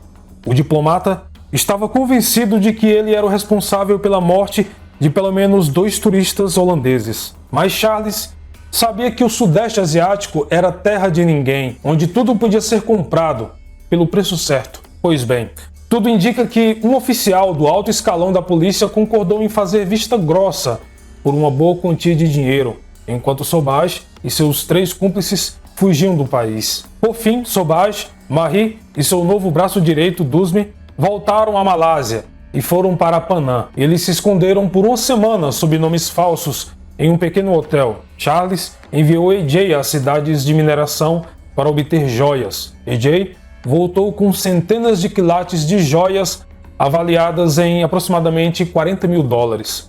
Charles queria vender as pedras preciosas em Genebra para poder levantar um capital. Ele então vendeu uma pequena parte para pagar pela viagem. Neste ponto, AJ simplesmente some do mapa. Ninguém sabe exatamente o que aconteceu com ele na Malásia, mas quando Sobhaj se juntou a Marie no aeroporto para voar para Genebra, AJ não estava com ele. O que se sabe é que no dia anterior ele brigou com Sobhraj. Marie até perguntou sobre o destino do homem, mas o olhar de Sobhraj a fez entender que ela nunca deveria fazer esta pergunta novamente. Até hoje as autoridades acreditam que AJ, cúmplice de tantos assassinatos de Charles, perdeu a utilidade e que está enterrado em algum lugar na selva da Malásia. Então Marie e Charles fizeram uma escala em Karachi, Paquistão. Charles notou uma loira robusta e sensual, uma enfermeira australiana chamada Mary Ellen Eder. Ela tinha ido ao Paquistão para esquecer um ex-namorado. Charles sugeriu à moça a possibilidade de enriquecimento se ela concordasse em contrabandear pedras preciosas. Completamente falida e sem rumo, Mary Ellen concordou. Em seguida, eles chegaram a Genebra, onde Dusme os esperava, e foram para Paris de carro. Sobhraj rapidamente foi até a casa de Félix Descogne, que concordou em recebê-los em sua casa, mesmo que estivesse muito desconfortável. Charles explicou a ele o seguinte: eu levo uma vida muito complicada. Existem muitas pessoas que desconfiam de mim e muitas pessoas que precisam de mim. Os três cúmplices foram então para Marsella, porque Sobhraj queria visitar Song, sua mãe. Quando ele chegou, o homem a abraçou e sussurrou para ela: meus amigos vão chegar em breve. Quero que diga a eles que é minha esposa e não minha mãe. Surpreendentemente, Song concordou em dar esse pequeno prazer ao filho, que ela não via há muito tempo. No entanto, quando Marie e Dusme chegaram, Sobhraj esqueceu seu pedido e a apresentou como sendo sua mãe. Song não disse uma palavra. Eles ficaram 3 dias e sua mãe não gostou da presença. Apenas Dusme, galante e bem comportado, foi educado e prestativo com ela. Alphonse Durot, que não suportava o menor barulho, sofreu imediatamente com as discussões e portas batendo na casa. No 4º dia, Song pediu que eles fossem embora. Sobhraj teve então uma discussão terrível com sua mãe, a quem acusava de nunca o ter amado, de tê-lo rejeitado, abandonado, exilado. Song protestou, ele apenas a repreendeu. Ela então afugentou os intrusos e ordenou que Sobhraj nunca mais voltasse. Jean Dusme obedeceu e foi embora, se separando do casal. Marie, por amor, por medo, por gosto pela aventura, quem sabe, resolveu seguir Charles. Os dois então cruzaram a Turquia, o Iraque e o Paquistão de carro em 3 semanas e chegaram a Karachi em junho de 1976. Mary Ellen estava esperando por eles. Lá, Marie descobriu artigos de imprensa datados de maio que explicavam que Alain Gauthier e sua esposa eram procurados pelos assassinatos de Henk, Koch, Vitaly, Stephanie e Teresa. O jornal também afirmou que o casal morava no complexo de apartamentos Kenneth House. Ela ficou desesperada, mas Sobhraj apenas disse para não se preocupar. A polícia nunca os identificaria e, apesar de tudo, ele decidiu ir para a Índia, em vez de voltar para a Tailândia.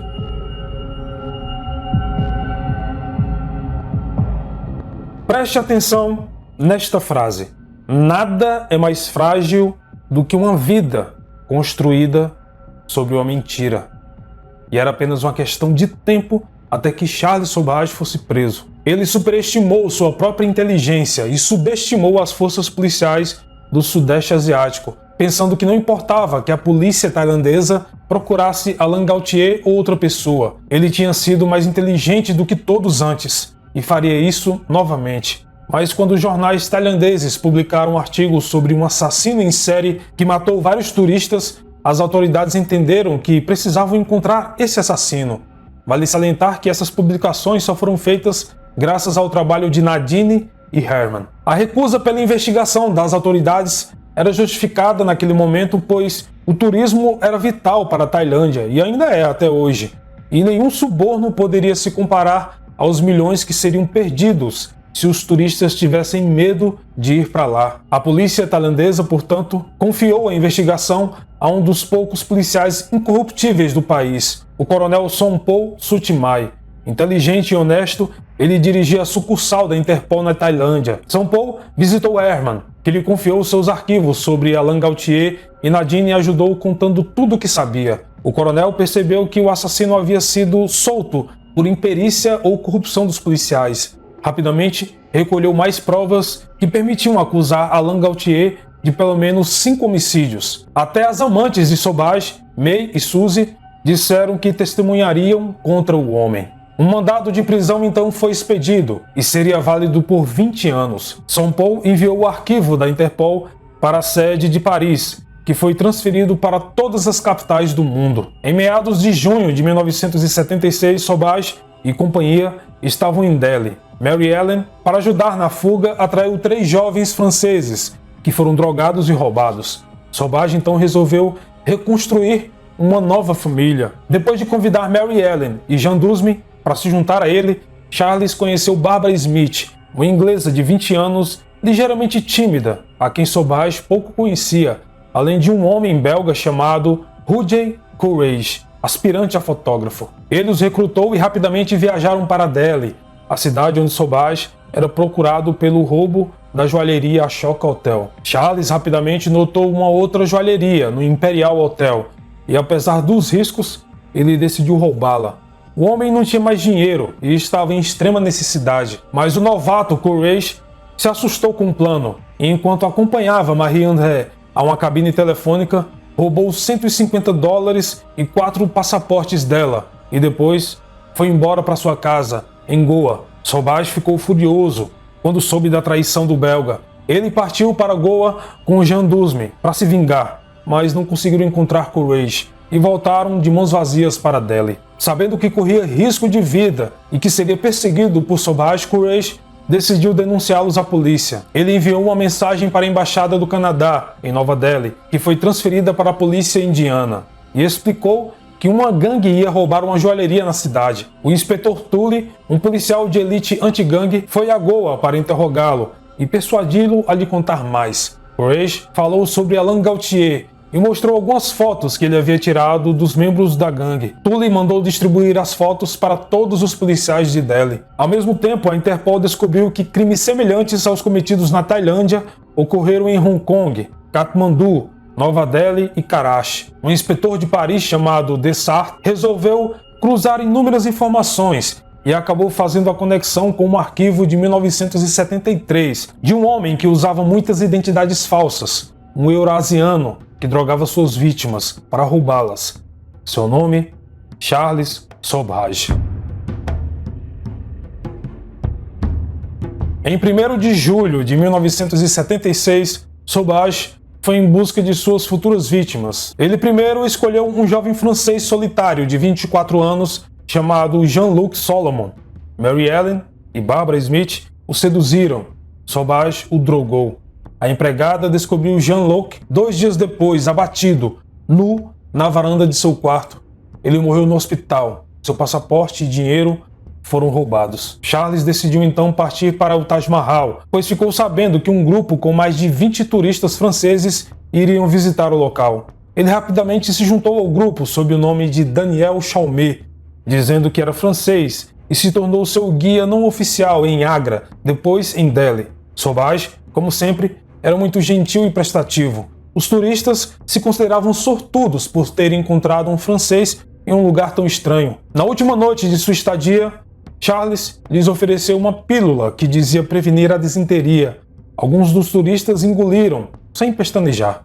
Sauvage esperava que eles adormecessem em seus quartos mais tarde para roubá-los, mas os comprimidos fizeram efeito rápido demais. E no meio de uma festa, vários turistas foram caindo como moscas. Sauvage apenas observava. O restante do grupo notou que as únicas pessoas que estavam doentes foram aquelas que haviam tomado o remédio de seu novo amigo. Então, 3 funcionários do hotel correram para segurar Sauvage e enviaram alguém para chamar a polícia.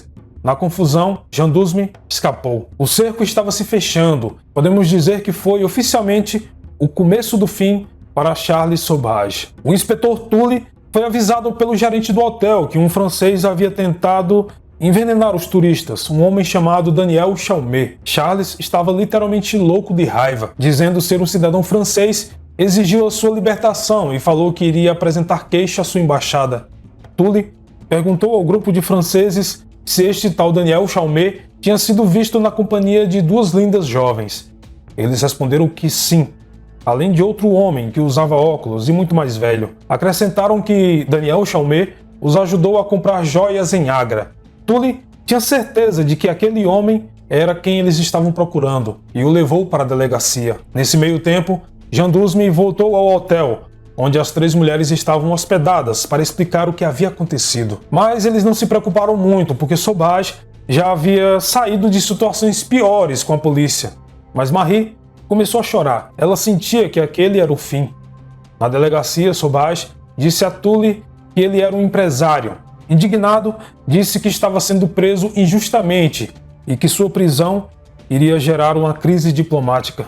Charles foi tão convincente que o policial até ficou em dúvida e pediu seu passaporte, mas ele falou que tinha perdido seus documentos na confusão do hotel e ainda se recusou a falar onde estava hospedado. Sauvage era agressivo, maquiavélico e se sentia superior a todos. Tully o mandou para a cela e só então colheu suas impressões digitais, porque a lei indiana proíbe que alguém dê suas impressões digitais antes de ser preso. 5 dias depois, 2 policiais prenderam Monique, ou seja, Marie-André, no salão do hotel.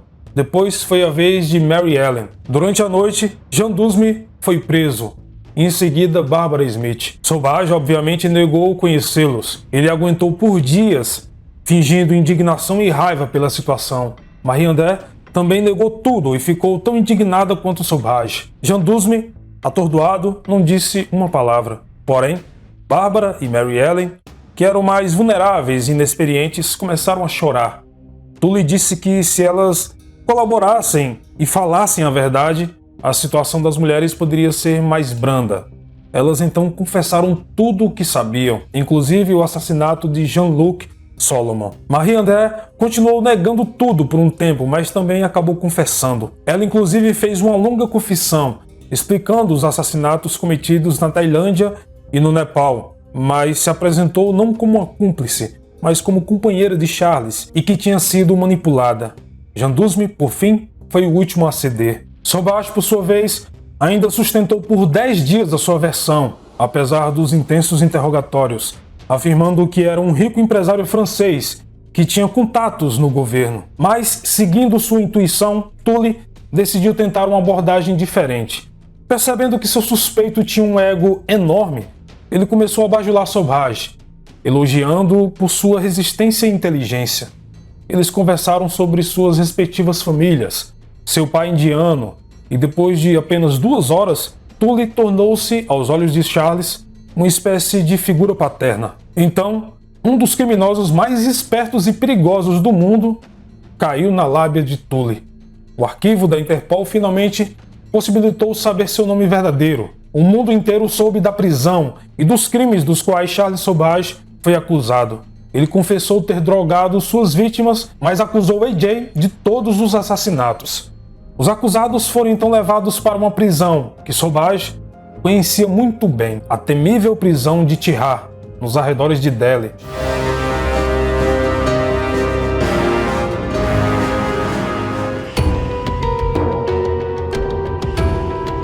Um dos criminosos mais espertos e perigosos do mundo caiu.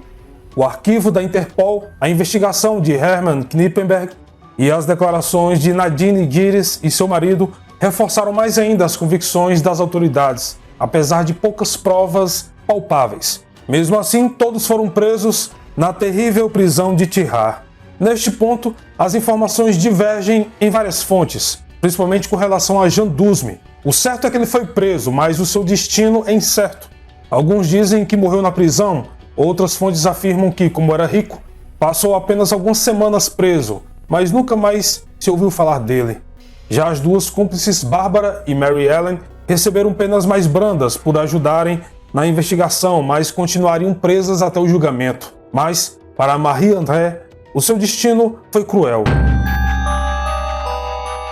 O círculo mais profundo do inferno teria sido mais doce do que a prisão de Tihar para ela. Considerada uma assassina enquanto aguardava julgamento, sua comida consistia em um pão de sal e uma pequena xícara de lentilha. A água saía de um tubo vertical para as celas uma vez por dia. E se não estivesse pronta para parar a água com uma mão ou algum objeto, ou mesmo um recipiente, ela tinha que esperar pelo dia seguinte para matar a sede.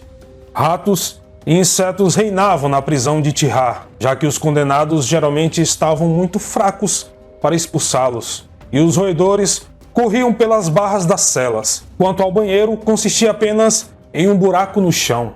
Marie-André ainda tinha esperança de que Charles a tiraria de lá, porém, ela viu que o seu destino seria outro.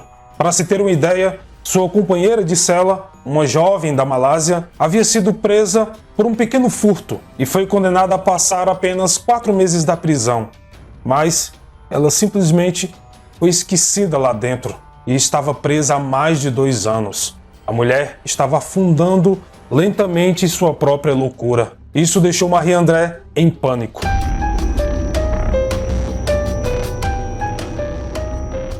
Charles Sauvage se adaptou muito bem à prisão. Ele sabia como as coisas funcionavam na Índia e havia escondido mais de 70 quilates de pedras preciosas em sua boca.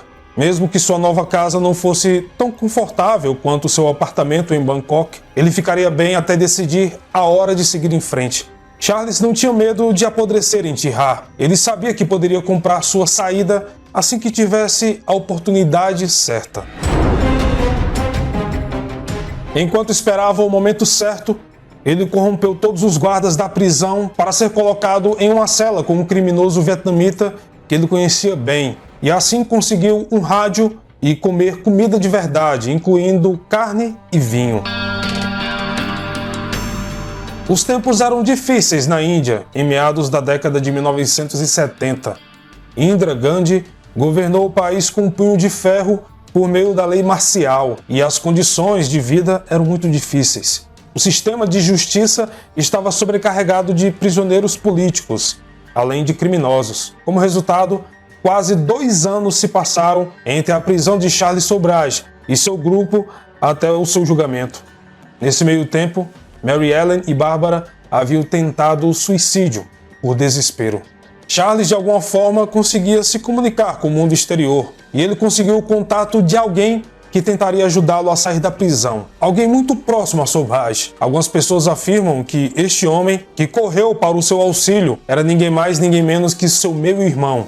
Isso mesmo. Incompreensivelmente, André Durro, que gozava de liberdade condicional antecipada de sua prisão na Turquia, e que pediu ajuda a Charles anteriormente para não voltar à prisão, teria viajado para a Índia a pedido de Charles para ajudá-lo a escapar e conseguiu algumas regalias para ele. Porém, ninguém sabe ao certo qual a identidade deste homem. Algumas fontes afirmam que poderia ter sido Jean Dusme, mas de toda forma, o plano de fuga não deu certo. Finalmente, eles foram levados ao tribunal. No meio do julgamento, Sauvage apelou à Suprema Corte da Índia e foi atendido. Mary Ellen, com medo de uma futura retaliação de Charles, se retratou de seu depoimento, dizendo que tinha se enganado, mas não adiantou muita coisa. Sauvage contratou e demitiu advogados à vontade e no final do julgamento fez greve de fome para protestar contra as condições desumanas de Tirhar. Ele acabou pedindo para se defender sozinho, sem advogado. O juiz, no entanto, não ficou impressionado com este show e considerou Sauvage culpado de administrar drogas a Jean-Luc Solomon, com a intenção de roubá-lo, causando-lhe a morte. Na verdade, ele o considerou culpado de homicídio culposo. Marie-André foi inocentada no caso de Jean Solomon, mas foi enviada de volta à prisão de Tirhar enquanto aguardava o julgamento pelo envenenamento dos estudantes franceses. Ela passou algum tempo na prisão por este crime, até ser finalmente liberada quando foi diagnosticada com câncer de ovário em estado avançado. Muito debilitada e extremamente magra, ela morreu em sua casa no Canadá, no ano de 1984, aos 38 anos de idade. Ela morreu ainda dizendo que amava o homem que havia arruinado completamente a sua vida. Durante toda essa jornada e convivência com Charles, Marie escreveu os detalhes de tudo em seu diário, que posteriormente foi usado para ajudar no enredo base da série da Netflix, O Paraíso e a Serpente. Quanto a Charles Sauvage, ele estava prestes a ser condenado à pena de morte e a promotoria exigia a todo custo sua execução. Eles estavam certos de que Charles havia assassinado outras pessoas, além de Jean-Luc Solomon, apesar da falta de provas, e que provavelmente mataria novamente se fosse libertado. Mas Sobhaj argumentou que os anos passados na prisão de Tirhar foram uma punição suficiente e bastante severa, e que ele queria mudar de vida. Inacreditavelmente, ele foi ouvido. Será que conseguiu comprar o juiz?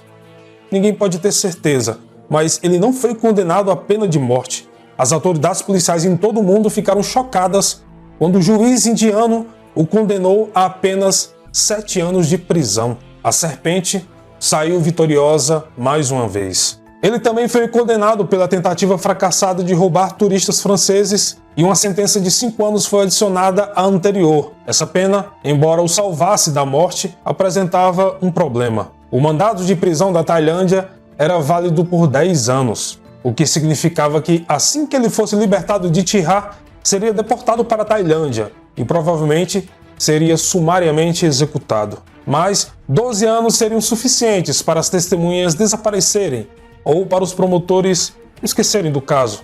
Escapar de Tirhar era uma façanha fácil demais, principalmente para um homem como Sobhaj. E ainda que fosse um criminoso internacionalmente procurado em todo o mundo, ele precisava de um plano para escapar da morte. E teve alguns anos para pensar em algo. Ele então decidiu ficar e cumprir a pena até o fim, para não ser deportado e morto. Algum tempo depois, Charles literalmente comandava a prisão de Tirhar. Ele conseguiu um gravador na prisão e gravou discretamente alguns guardas que aceitaram um suborno por um serviço.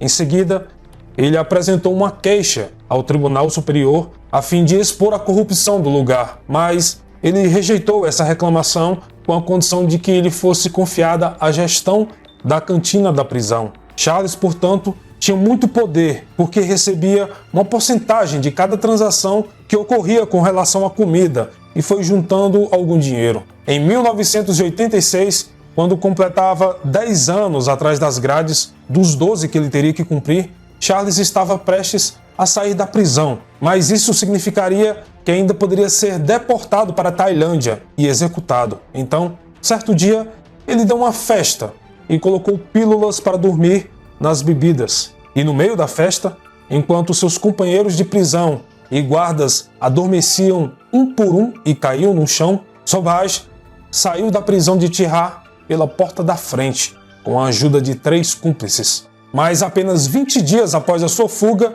ele conseguiu ser facilmente localizado e, em seguida, preso em Goa. Ele foi condenado a mais 10 anos de prisão por essa fuga.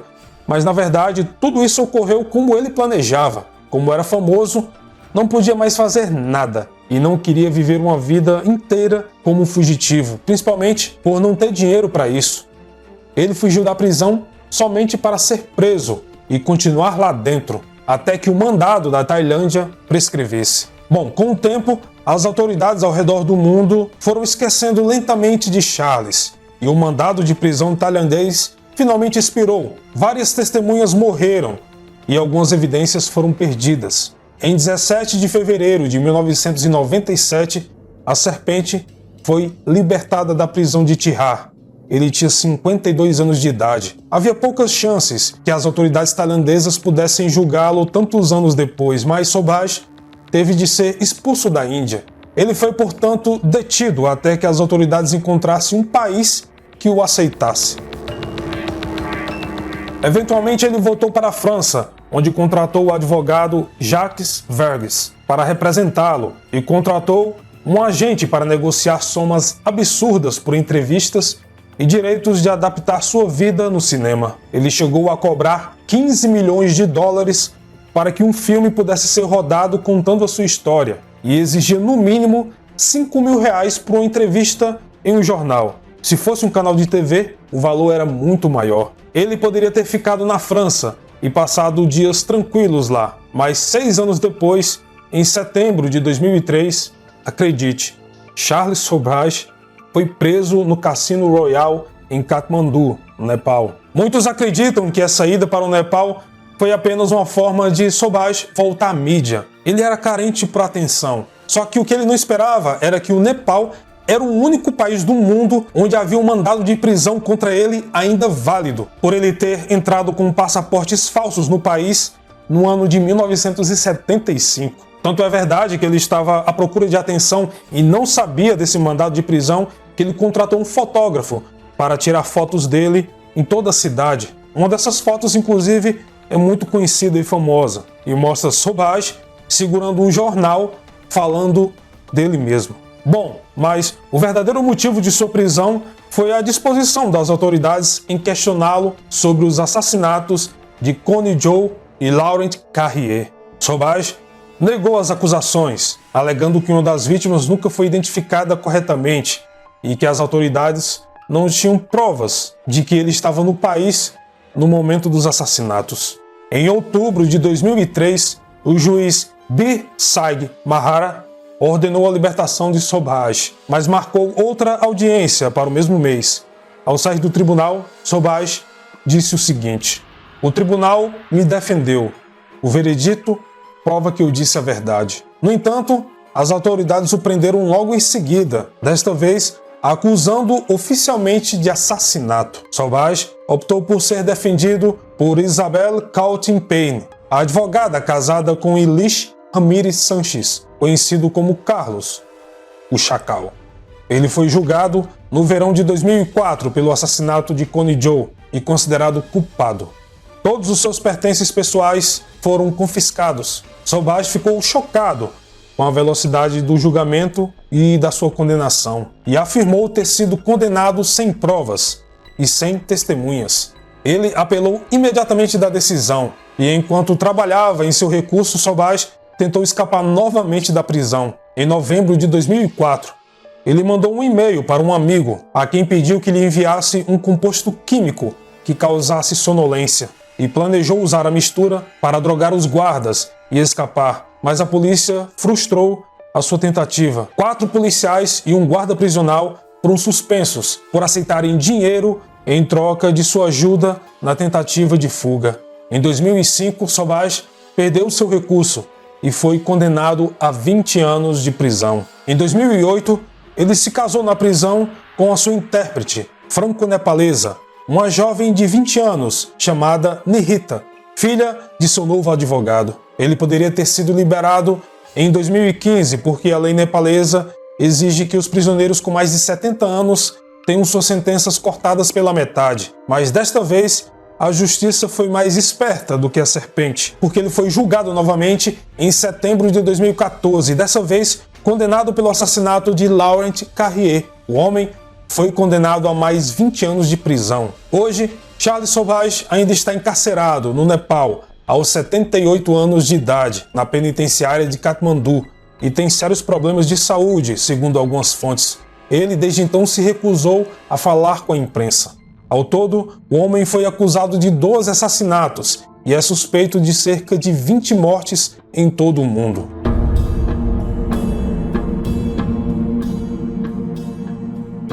Charles Sobhaj era carismático, falava várias línguas, gabava-se de ser rico e ao mesmo tempo parecia um simples e simpático asiático que conhecia bem as necessidades e desejo dos turistas. Ele fazia amizade facilmente com turistas, aconselhava e mostrava os melhores lugares para comer e comprar joias. Às vezes, até os convidava para o seu apartamento em Bangkok.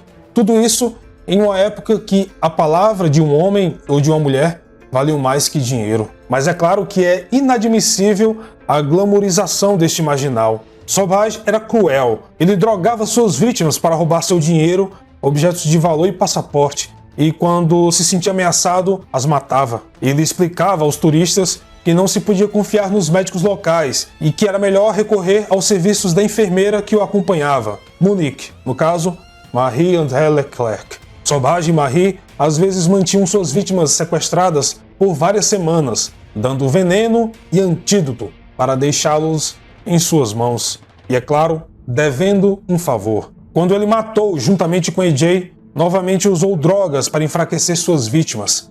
Era um covarde. Ele também atacava por trás e os levava para um lugar remoto.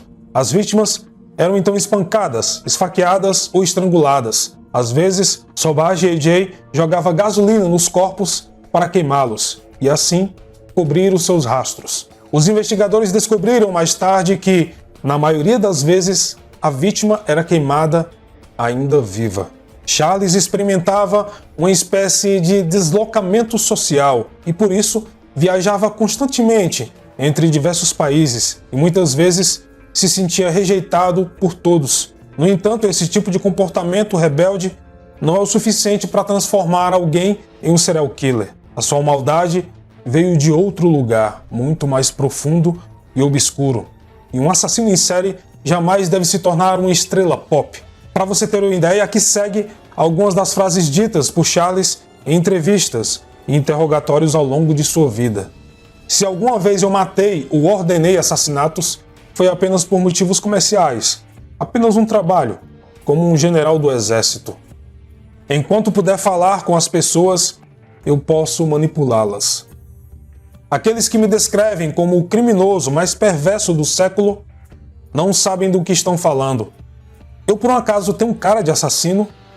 A dramática vida do infame assassino em série, que hoje tem 78 anos, inspirou diversas obras literárias, cinematográficas e, mais recentemente, a série O Paraíso e a Serpente, co-produzida pela BBC e a Netflix. Eu espero imensamente que tenha gostado e muito obrigado por ter assistido até aqui. Bom, na descrição do vídeo você encontra todos os links do canal, nossas redes sociais, campanhas de apoio, blog, nosso Instagram, @paralelometafórico, e o link para o nosso canal secundário, O Estranho Mundo Real. Não esqueça de se inscrever no canal, caso não seja inscrito, deixar o seu like, comentário e compartilhar este vídeo com os seus amigos. E ative as notificações para não perder mais nenhum vídeo do canal. No mais é isso, muito obrigado pelo carinho e atenção de todos e, como sempre, nos vemos nos comentários. Até mais!